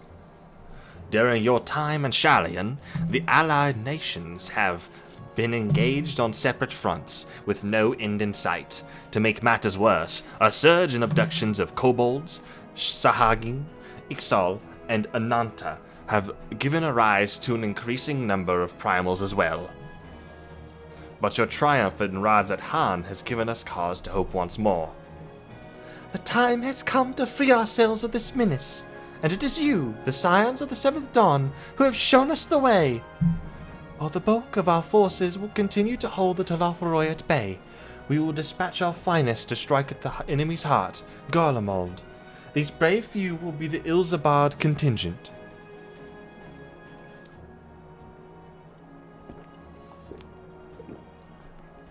To think such progress has been made in so short a span. Its objectives are twofold. The first is to provide aid to the people of Garlemald. As previously reported, countless Imperial soldiers and civilians have been tempered, robbed of their free will. They serve the Talafaroi's every whim without question. They too are victims. It is our duty to deliver them from their suffering, not for strategic or political gain, but because it is the right thing to do. I do not ask that we set aside the decades of conflict and conquest, that we simply choose to forgive and forget. I ask only that in choosing to remember, we do not also forsake our compassion and morality, for without that, there can be no reconciliation, only death without end. Aye. On that we can all agree. Our second objective is the colossal tower that Thancred and Urian J observed in the capital. Though its purpose remains unclear, there's reason to believe the smaller spires are merely a precursor of what's yet to come. Until the Tower of Zot was toppled, we'd failed to make any headway, though the same could be said of the Talafaroi. They're certainly in no rush to press further into our lands. I'd wager the Spire's primary purpose is to divide and keep us occupied, while they work towards our annihilation. This would appear to be substantiated by Ishtola's analysis of the tower's influence on ethereal currents. Based on her observations inside the Tower of Zot, the spires siphon ether from the land, consuming it to maintain in their form. However, they draw forth far more than is required for this task alone. The excess of ether remains unaccounted for, but we can be sure it is not being harnessed for our benefit. It wouldn't surprise me in the least if it was being redirected to the larger spire in the capital. There's a logic in that. Regardless, once we have uncovered the truth, we'll bring their schemes crashing down, along with their infernal towers. That's all well and good, but what would you have us do? I assume it's more than handing over the scales and being on our way. We want you and your scales to join the Ilzabad contingent. Consider it an official request from both the Grand Company of Eorzea and the Eastern Alliance. Do you accept? Perhaps you should be the one to answer that.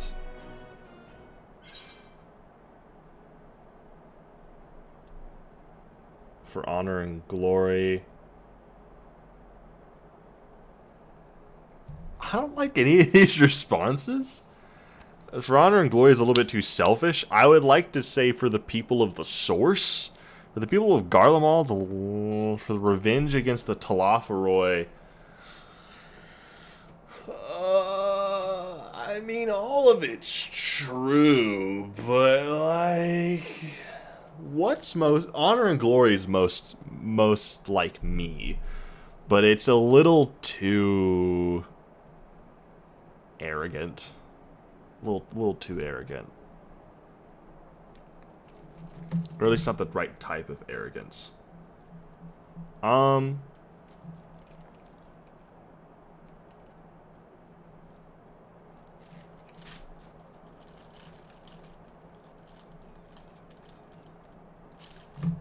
I'll do for the people of Garlemald. Why not? Couldn't have put it better myself. I feel like I would have said that for any of my lines. But on we go! Y'shtola, Thancred, and Urianger J have already pledged their support, and are on their way to meet the rest of the contingent. They were positive you would come to the same decision as they did. Luckily for all involved, their prediction was correct. Once you have delivered the warning scales to Alamigo, the contingent will embark on its journey to Ilzabad. Rauban and Lord Amaric are overseeing preparations, so I suggest you make yourselves known upon arrival. Pack warm clothing, furs, and the like. Without it, the cold will do you in before the Talafaroi so much as draw steel.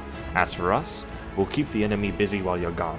They're not the only ones who can create a diversion. Now go, safe in the knowledge Eorzea will be as you left it, or better, upon your return.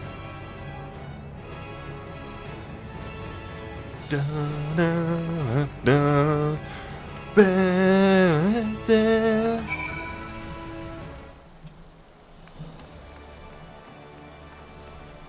Gorilla Grip Genji. I was looking for a fight. Bring it on.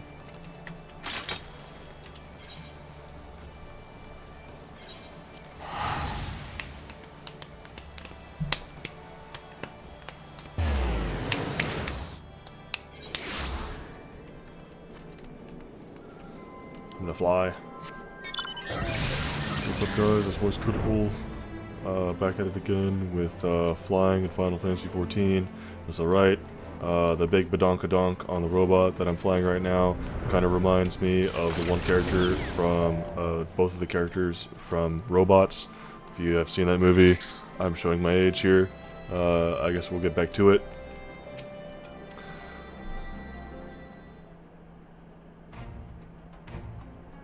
Ah, the Wanderers return.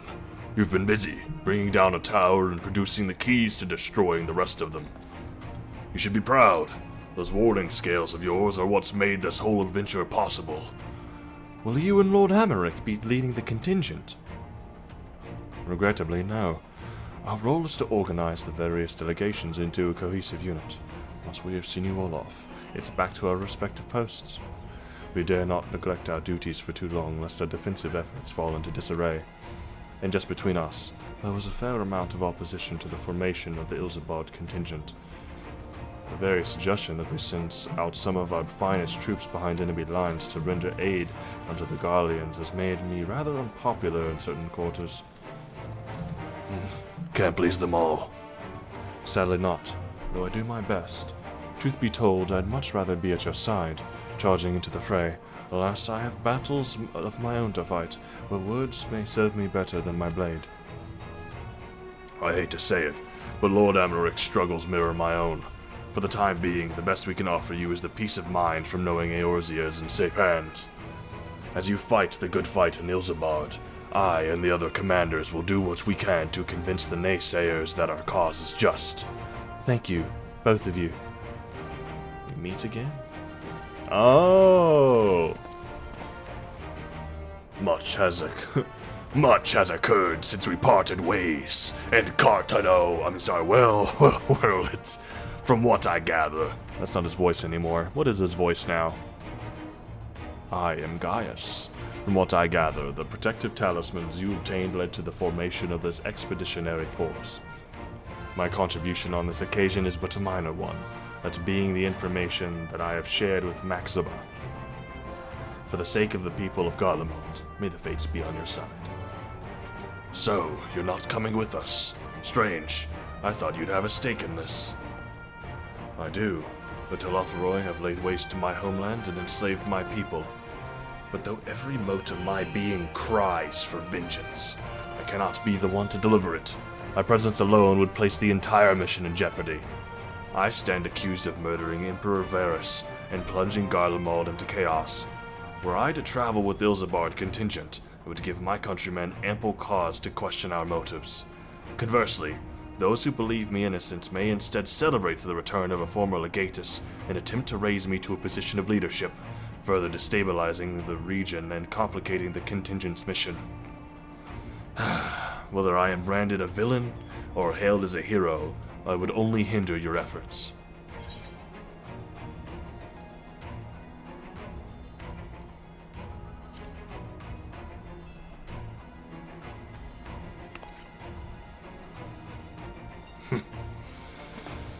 For what it is worth, you have my gratitude. You and your comrades have the strength and courage to deliver my countrymen. I am certain of it. In light of Gaius's rather unique circumstances, I instead will assume the role of your guide. Though I may have defected for political reasons, my love for Garlemald endures. I would stop for nothing to see it rescued. Oh no, I skipped too early. Well said. Might I ask you to escort our friends inside? You might even bump into an old acquaintance or two, and if I don't see you again ere you depart, may the Fury guide you and protect you. All of you. I used to do a better Amaric, but I can't remember what his voice sounds like.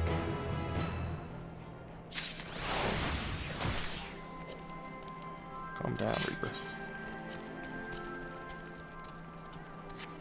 Pop. Luncheon. That's not bad. Kind of.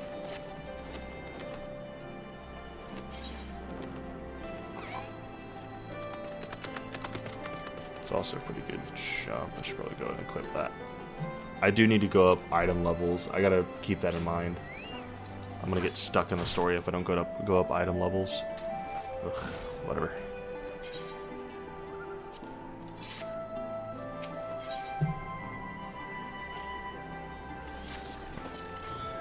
The other members of the Ilsabard contingent are gathered in the royal palace. I shall inform them of your arrival, so please make your way inside as soon as you are ready.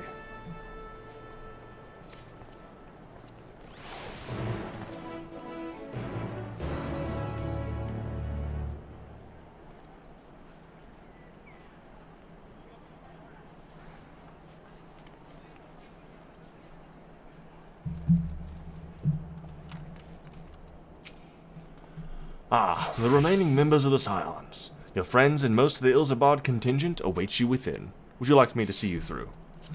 Let's do it.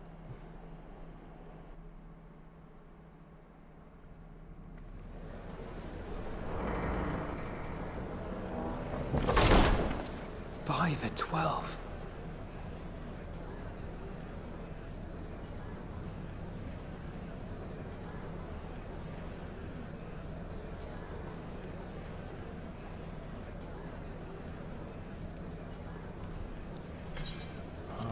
Voice acting. Whoa! Hello, everybody.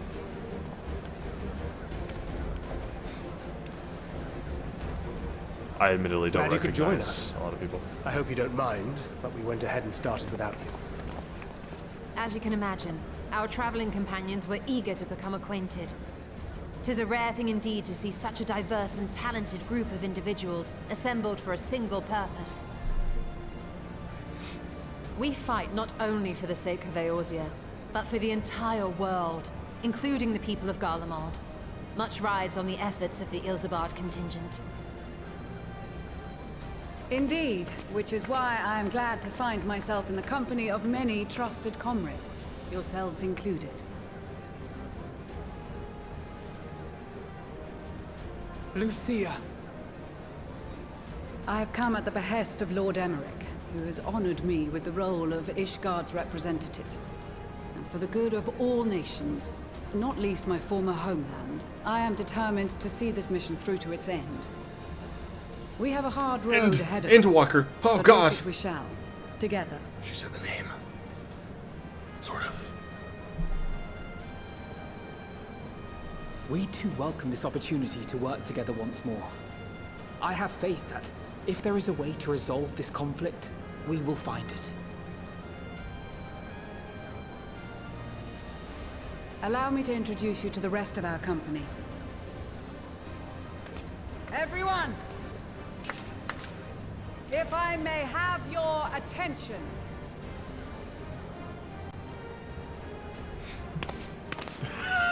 What the heck? I love how some people are not getting any special treatment despite their past with us.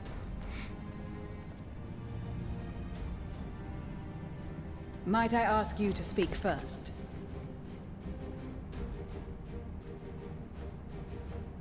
If I must, I am Arun Senna, spokesman for the Gridanian delegation, here on behalf of my esteemed sister, the Elder Seedseer.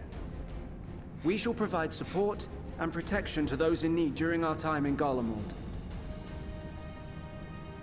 To that end, I am joined by healers selected by the Conjurers Guild, with the Order of the Twin Adder's Finest serving as our escort.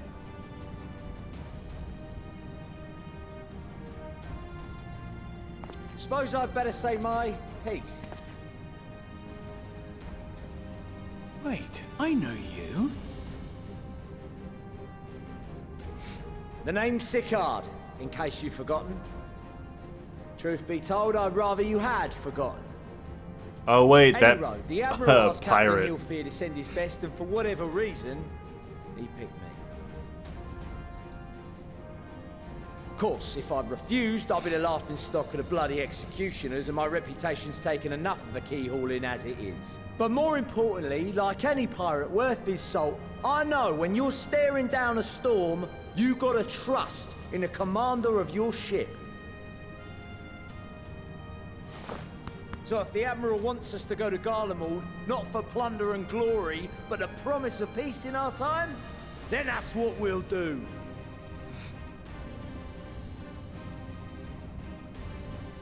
Since we all know how much the Empire loves its steel, we thought we'd bring along a few smiths to make the most of it. Give them a pile of scrap and they'll cobble together anything you fancy. Of course, just like the Gridanians, we got fighters of our own. We might have come with a more constructive purpose in mind, but we're more than capable of cracking skulls, believe you me. Well, you're certainly raring to go. But then again, so are we. The most dependable warriors of Uldar and Alamigo have assembled at the Sultana and General Aldin's behest.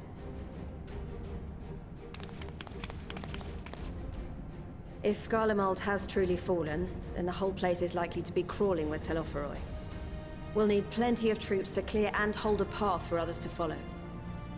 That's where we come in.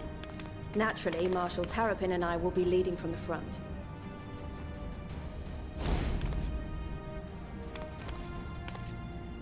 It's been some time since I last saw you in your element on the battlefield. From what I've heard, you've become pretty fearsome yourself. Master Matoya, the Avatar of Destruction.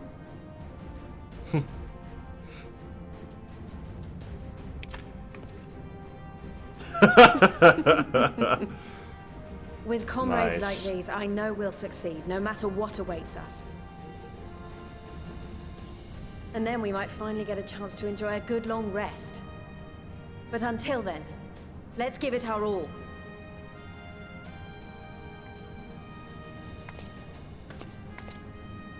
As for Ishgard, we Temple Knights have come in force to uphold our nation's commitment to the peace and welfare of our allies. The bitter cold of Garlemald is a formidable enemy in of itself. Our experience fighting in ice and snow will prove invaluable in the days ahead. Accordingly, I have been designated commander of the Ilzabard contingent. I will do all in my power to provide you with the leadership and guidance you require.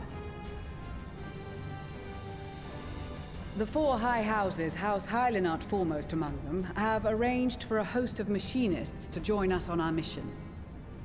Their knowledge of Imperial Magitech is sure to be a great boon. They will address any problems of a technical nature, together with the smiths of Limpsa Lomitsa. There is another awaiting introduction. Oh, Lord he's of Monolane? gonna die. Lord of Monolane's gonna die. Emmanuel de Forton, at your service.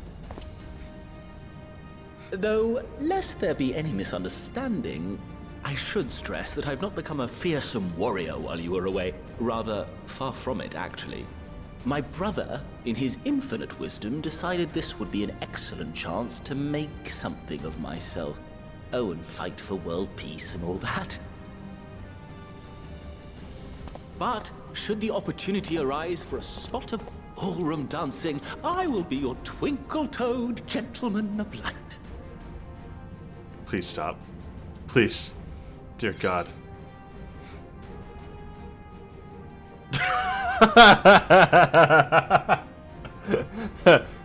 Oh. May your graceful prancing lead the way to victory, my friend.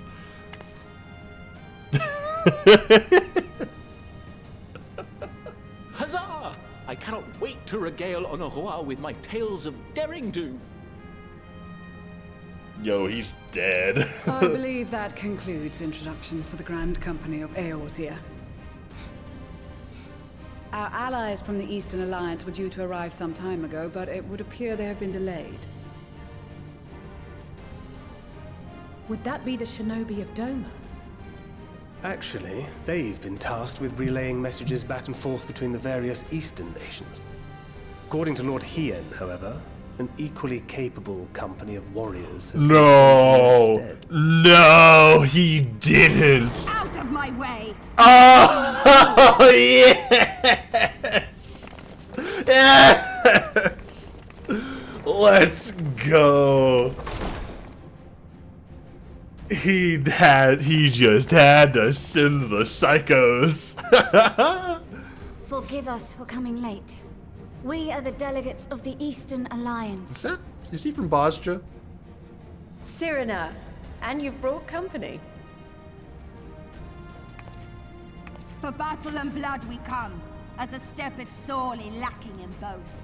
No towers befoul our lands, so we marched on those of Doma, only to find them beyond our reach. But now our thirst for slaughter will be slaked. No quarter to the enemy! Sadu Hatun, no. We go to make peace with the Iron Men, not war. Warriors of the Steppe, we've heard many tales of your bravery. We welcome you as allies. And these other ones you have brought are... From Bostra, right? Members of the Dalmascan resistance group, Lente's Tears.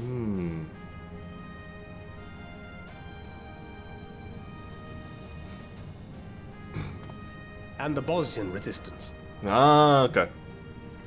Between them, they have a wealth of experience in espionage. I don't and know are all of them, particularly adept at infiltrating I've not Imperial finished stuff. facilities. Which is fortuitous, since Garlemald's domain is so vast that I could never hope to handle reconnaissance duties all by myself. Dalmasca, Bosnia, Alamigo. All lands which have suffered the tyranny of the Empire. I would never presume to question your motives. Nevertheless, I must reiterate that our goal is to aid the victims of the Telophoroi, the common folk of Garlemald.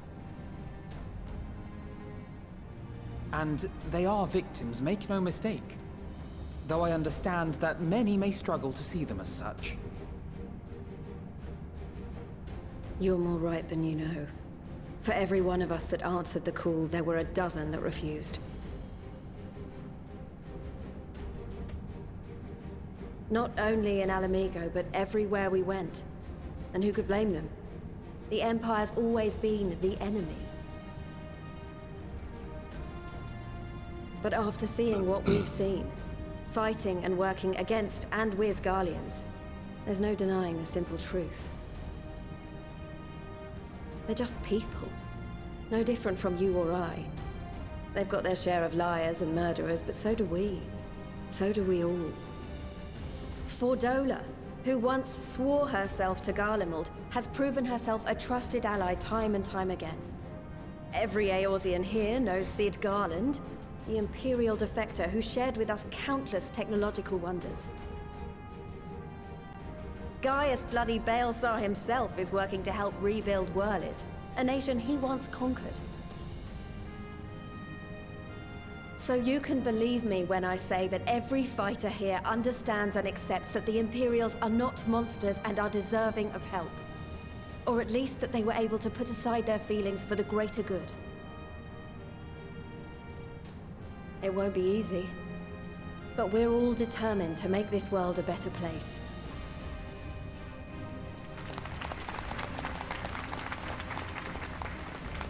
What lingering concerns I may have had were clearly unwarranted. I agree with everything you said wholeheartedly.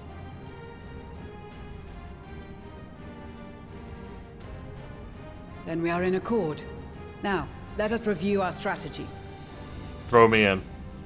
To reach the Garlean capital in northern Ilsabard, we must cross the central mountain range. Fortunately, Garlond Ironworks can provide aerial transport, sparing us this most treacherous part of our journey. However, attempting to fly any closer to Garlemald would attract the attention of the Telophoroi. As they appear to have seized control of the majority of the Imperial military, we must assume that includes its fleet. In addition, Garlemald possesses devices that can interfere with airship navigational systems, further discouraging an airborne approach. Given the circumstances, the closest we dare deploy our contingent is an area between the range and the capital, the Magna Glaciers.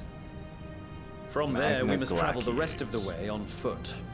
We will also need to bring the airships with us to ensure we can withdraw with haste. Although much of the terrain will be blanketed in snow, we should be able to make use of local roads and shipping facilities.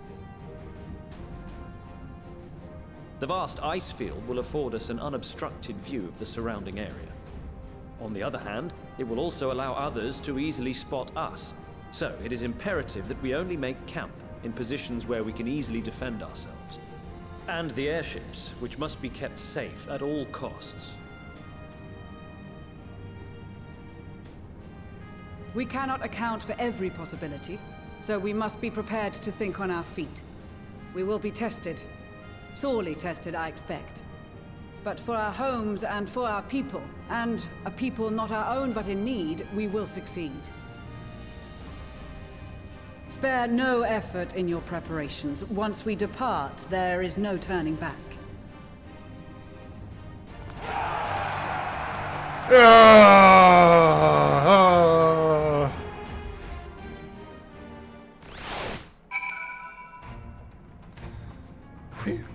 I love how many people in the background they had standing there doing literally nothing because it's just too many models.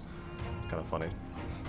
God, there are so many people that I don't remember or never met because I'm missing the completion of some side quests. I think I remember Rostic. Oh, yeah, no, I do. Okay. Once again, we find ourselves fighting on the same side. First Bodja, now Garlemald. It may seem strange I'd agree to aid the Imperials after waging war against them for so long, but here I am. It's time we put the past behind us. I'm glad to see you well, Noametal. Grandmother was worried for you. The night I agreed to come hither and join the contingent, the gods sent her a strange dream. 2 suns, one burning red, the other frozen black. Closer they circled, closer and closer, and as they danced, the world fell to ruin. In blinding chaos, she spied blackened silhouettes, and knew at once that one was yours. Yet we knew not how to interpret this dream, save as a sign that great danger awaits. But whatever lies ahead, I will walk with you, traveler. I care not for the Iron Man or their troubles. It is the destiny of the weak to die in ignominy. Even so, I will do as I have agreed. I volunteered to join this band at Cyrena's request, and if she thinks it is a worthy cause, that is reason enough. Though we hail from different tribes, our bond has grown strong of late. She is much better company on a hunt than any of the steppes oafish men could dream to be. With the Mole, champions of the Nadam, and the Dotharul having sent so many here, I had thought to defend the steppe in their absence, and I would have done so if it were not for my stepbrothers. They urged me to grant our allies the sun's might, that his radiance may deliver them unto victory. Though I must tolerate the presence of this feral Dotharli dog. As first among my brothers, I could do no less than accept this challenge. My deeds will become the stuff of legends. This is extraordinary. To be in such company, the finest our allies have to offer. With comrades such as these, we are bound to succeed. I am certain of it. So, Lucia's in command. Regardless of her background, she's a temple knight through and through. I dare say her Garlean roots are all the more reason for her to lead this mission. With so many people from so many places, I'm rather out of my element. Regardless, I am a Seedseer, and will endeavor to acquit myself accordingly. Until the Empire fell, Garleans were the only ones we was allowed to impose tariffs upon at sea. Weren't easy pickings, but I made myself a pretty gill. Since they've been so generous to me and mine, perhaps it's time I returned the favor and gave a little something back. I didn't really do that well. I'm here representing the Marauders Guild, and it's my job to keep the Smiths out of harm's way. Mind you, with them hammers of theirs, they can put up a fair fight themselves.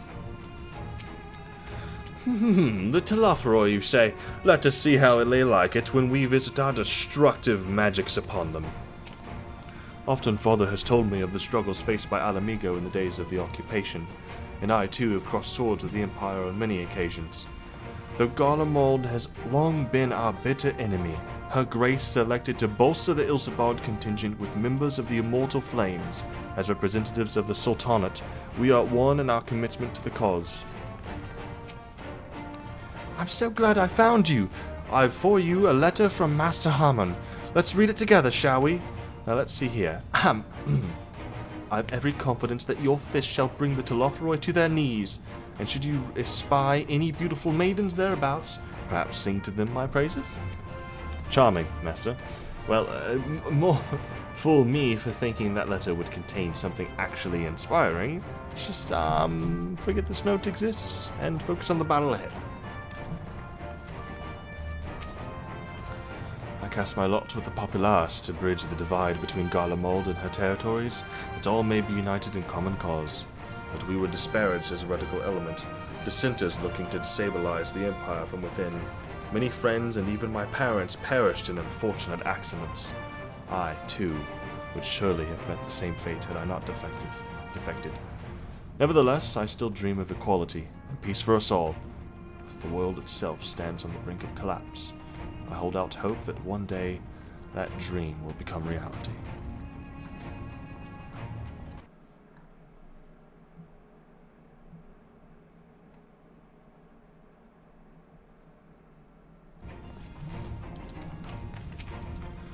Well, If I had known what a social gathering this would turn out to be, I'd have dressed up for the occasion.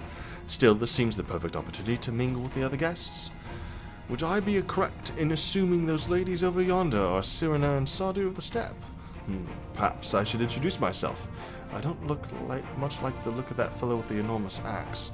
I would be more worried about the ladies. Well met, more metal, well met. It would seem that my machinists have been called upon to serve. A turn of events which, according to my prospectometer, could prove to be quite the opportunity. I shall show the world the full extent of the machinistry's worth. Of that and more you can be sure of, my friend. Anyone I have not talked to on the outskirts, lease. It seems so long ago we were sailing across the Ruby Sea and charging about the Azim Steppe with Cyrena and the others. I'd say we're overdue for another adventure. Brings back memories to see so many familiar faces. We've been through so much together, good times and not so good. I expect Garlemald will be mostly the latter. But I'd like to believe we'll look back on these days more fondly in the years to come. But for that to happen, we'll have to make it out of this alive. Don't you die on me, eh? Not even a mention of Papa Limo. Where have you gone? We've been part of joint military operations like this before, and with far greater numbers. But for some reason, this feels very different to our previous experiences. Despite having shared little more than introductions, there's already a palpable sense of camaraderie.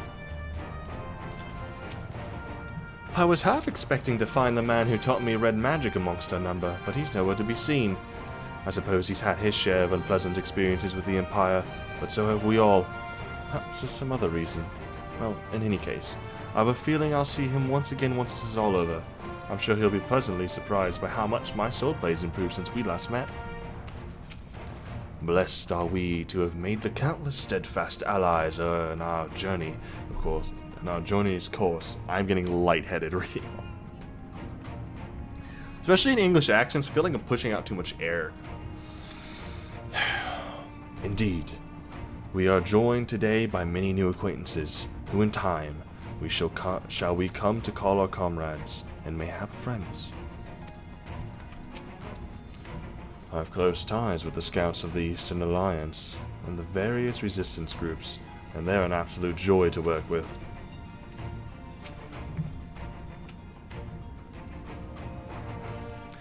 Besides the delegates assembled here, the Amolja and several other tribes offered to send troops of their own.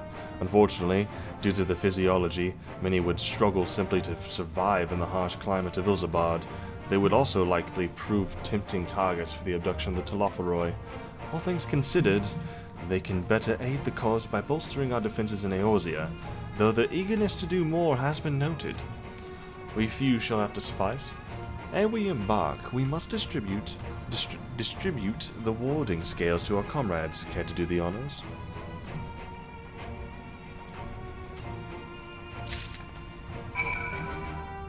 Right. We'll discuss this Guardian delegation, I take it.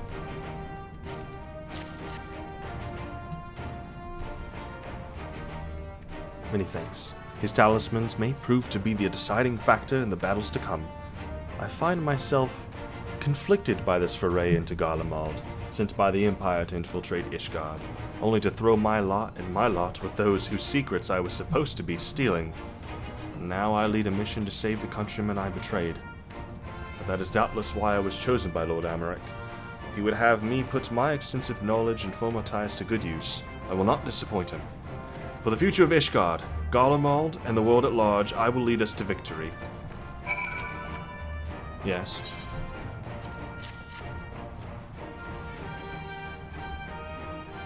So these are the famed warding scales. Enough for me and my men, I see. Under normal circumstances, I would not be allowed to travel outside the Twelves Wood. The Elder Seedseer, however, has granted me special permission. She has bid me lend my magics to the people of Garlemald while learning all I can of their ways. In so doing, I will come closer to understanding myself and my place in the world. Or so she says.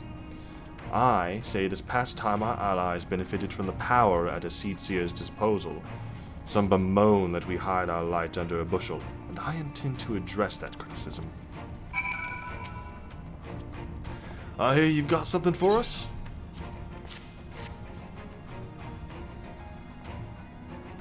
Ah, them scales everyone's been talking about.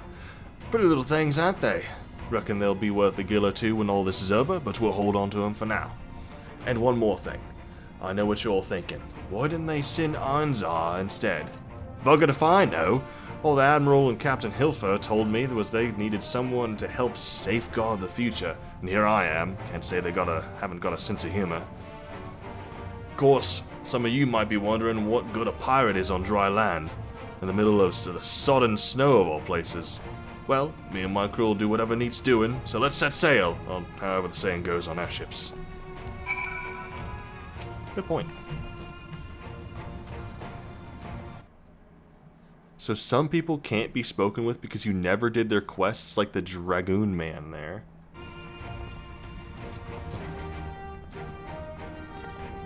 Huh. That is pretty interesting. So you wouldn't get more people just because, like... So you wouldn't get more people whether or not you did quests. Everyone who's going to be here is here. But depending on the quests I've done, I could speak with some of these people. I was thinking like, oh, if I had done like this or that, like more character models would be here, more characters. You couldn't speak with the little green monk. Interesting. So if you had done everything, there would be so many people to talk to. Like the smiths.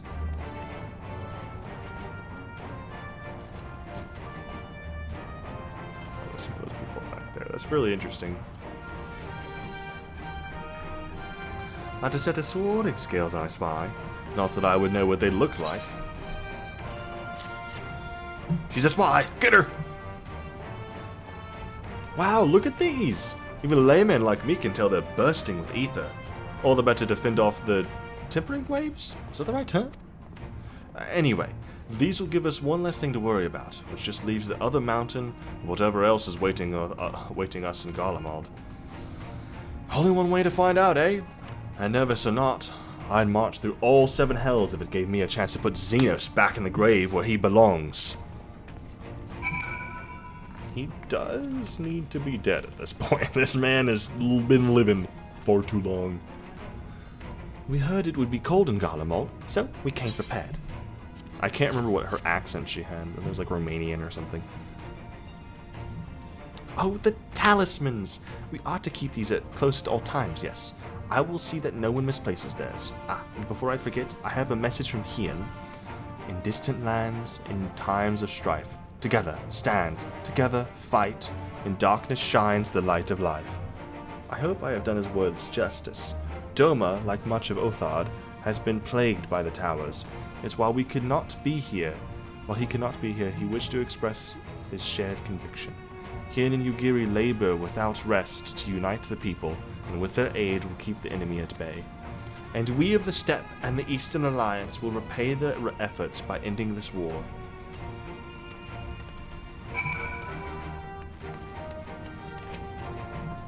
Do you have a warding scale for me too? The rest of you are screwed. Sorry. Is that the Dragoon Man? Thank you for this, and for going to such incredible lengths for the sake of my people. Though I have little to offer in return, I would impart some advice if I may. You've been told by many to wear the cold of Ilzabad, and I cannot stress enough that this is no token warning.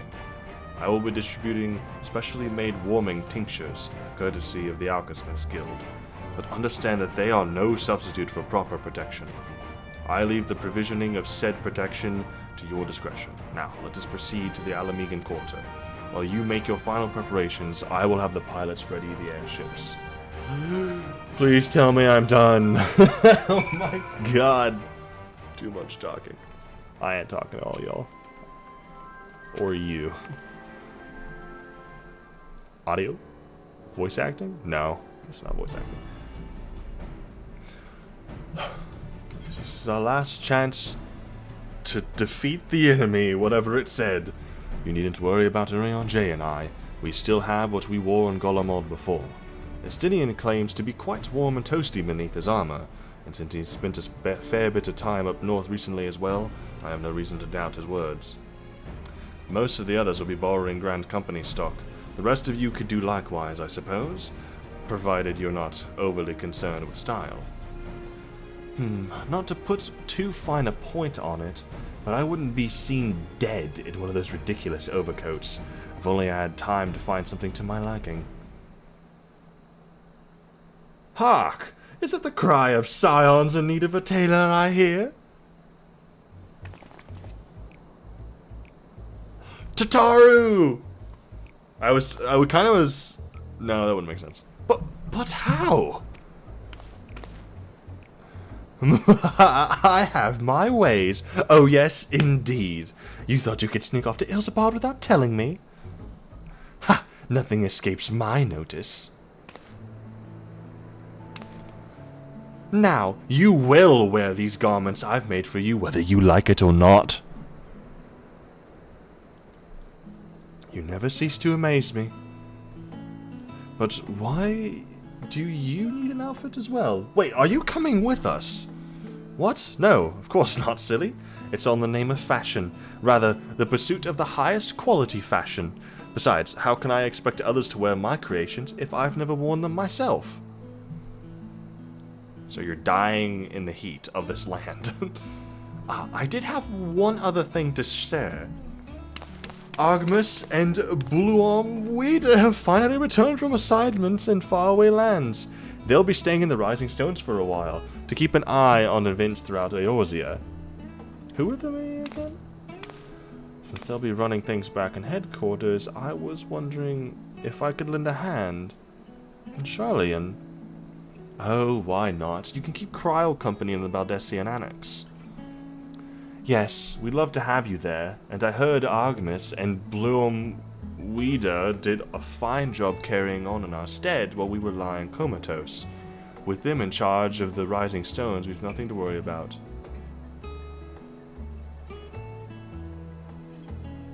Who were they? God, I hate not remembering things. It's driving me insane.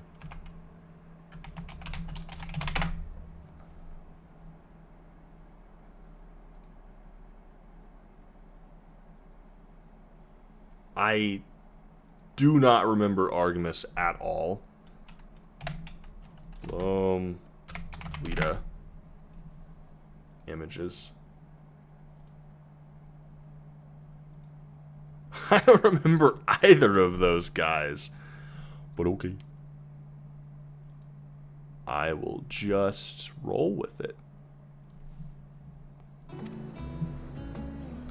My thoughts exactly. Also, while I'm confident you won't go collapsing, because a certain someone who shall remain nameless is in a position to transport your souls to another world, if anything similarly disastrous were to happen, I'll be well positioned to do something about it. Anyway, I've got a few things to take care of, and then I'll make my way to Charlian. I really do hope these new clothes are good enough to keep you warm in Garlemald. It's not much, but it's the only thing I can do for you, other than pray for your safe return, which I will. Every day. Let's not keep the contingent waiting any longer. Yeah! Here you winter woolies, handcrafted by yours truly. My eye! Ah! I've been attacked! It's lower level.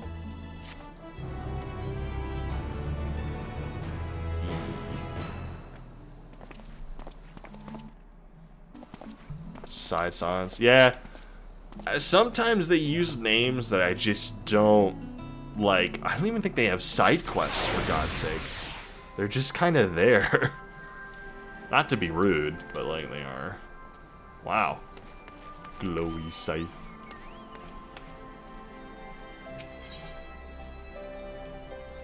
Frosty reception. Tataru is desperately trying to retain her composure as she prepares to see you off on another perilous journey. Before I jump onto this, let me go and grab the doggos from outside. And for Christopher, I will put on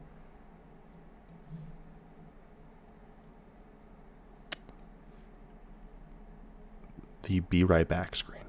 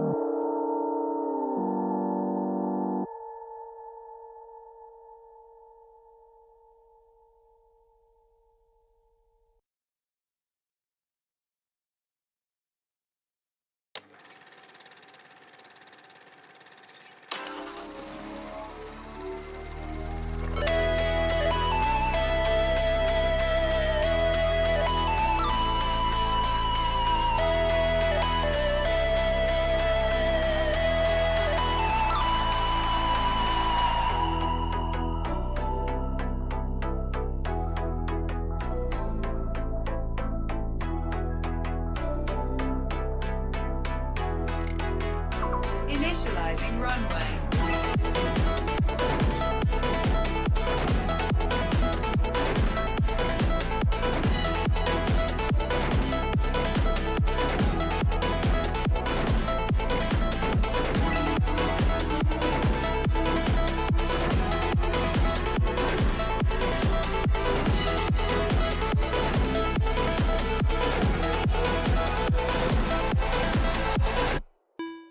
Go.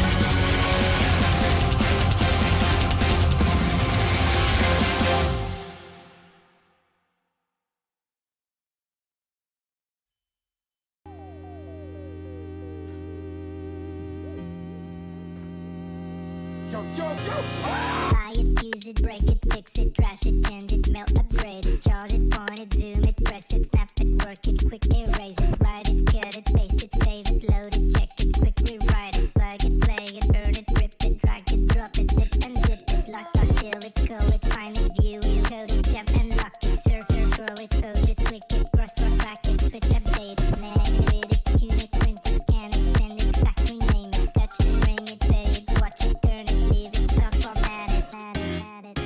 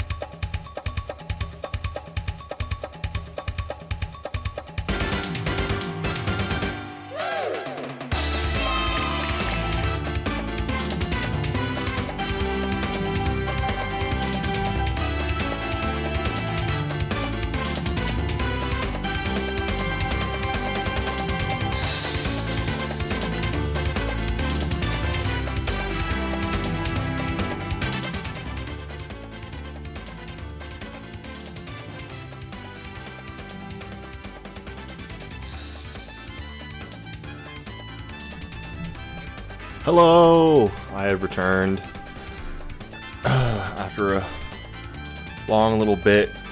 I was discussing with some people some Christmas shopping reality factors that kind of hit me. That I don't have a lot of time left. And I haven't bought, like, anything yet, so that kind of sucks. I know I'm not the only one in the world. I'm not too worried about getting other people's gifts. It's my mother's, in which she has created an impossible challenge. I'm trying to find one. That's what I'm working on currently. I should probably hop off this song. Trying to think, because I do need to get on that, how much longer I should actually stream from here. It wouldn't be a very long stream if I stopped right now, but like, I really need to start doing some research on that today, because I know by December 17th, that's when like delivery services get really backed up. That last week is just an absolute nightmare for people to get stuff, especially these days.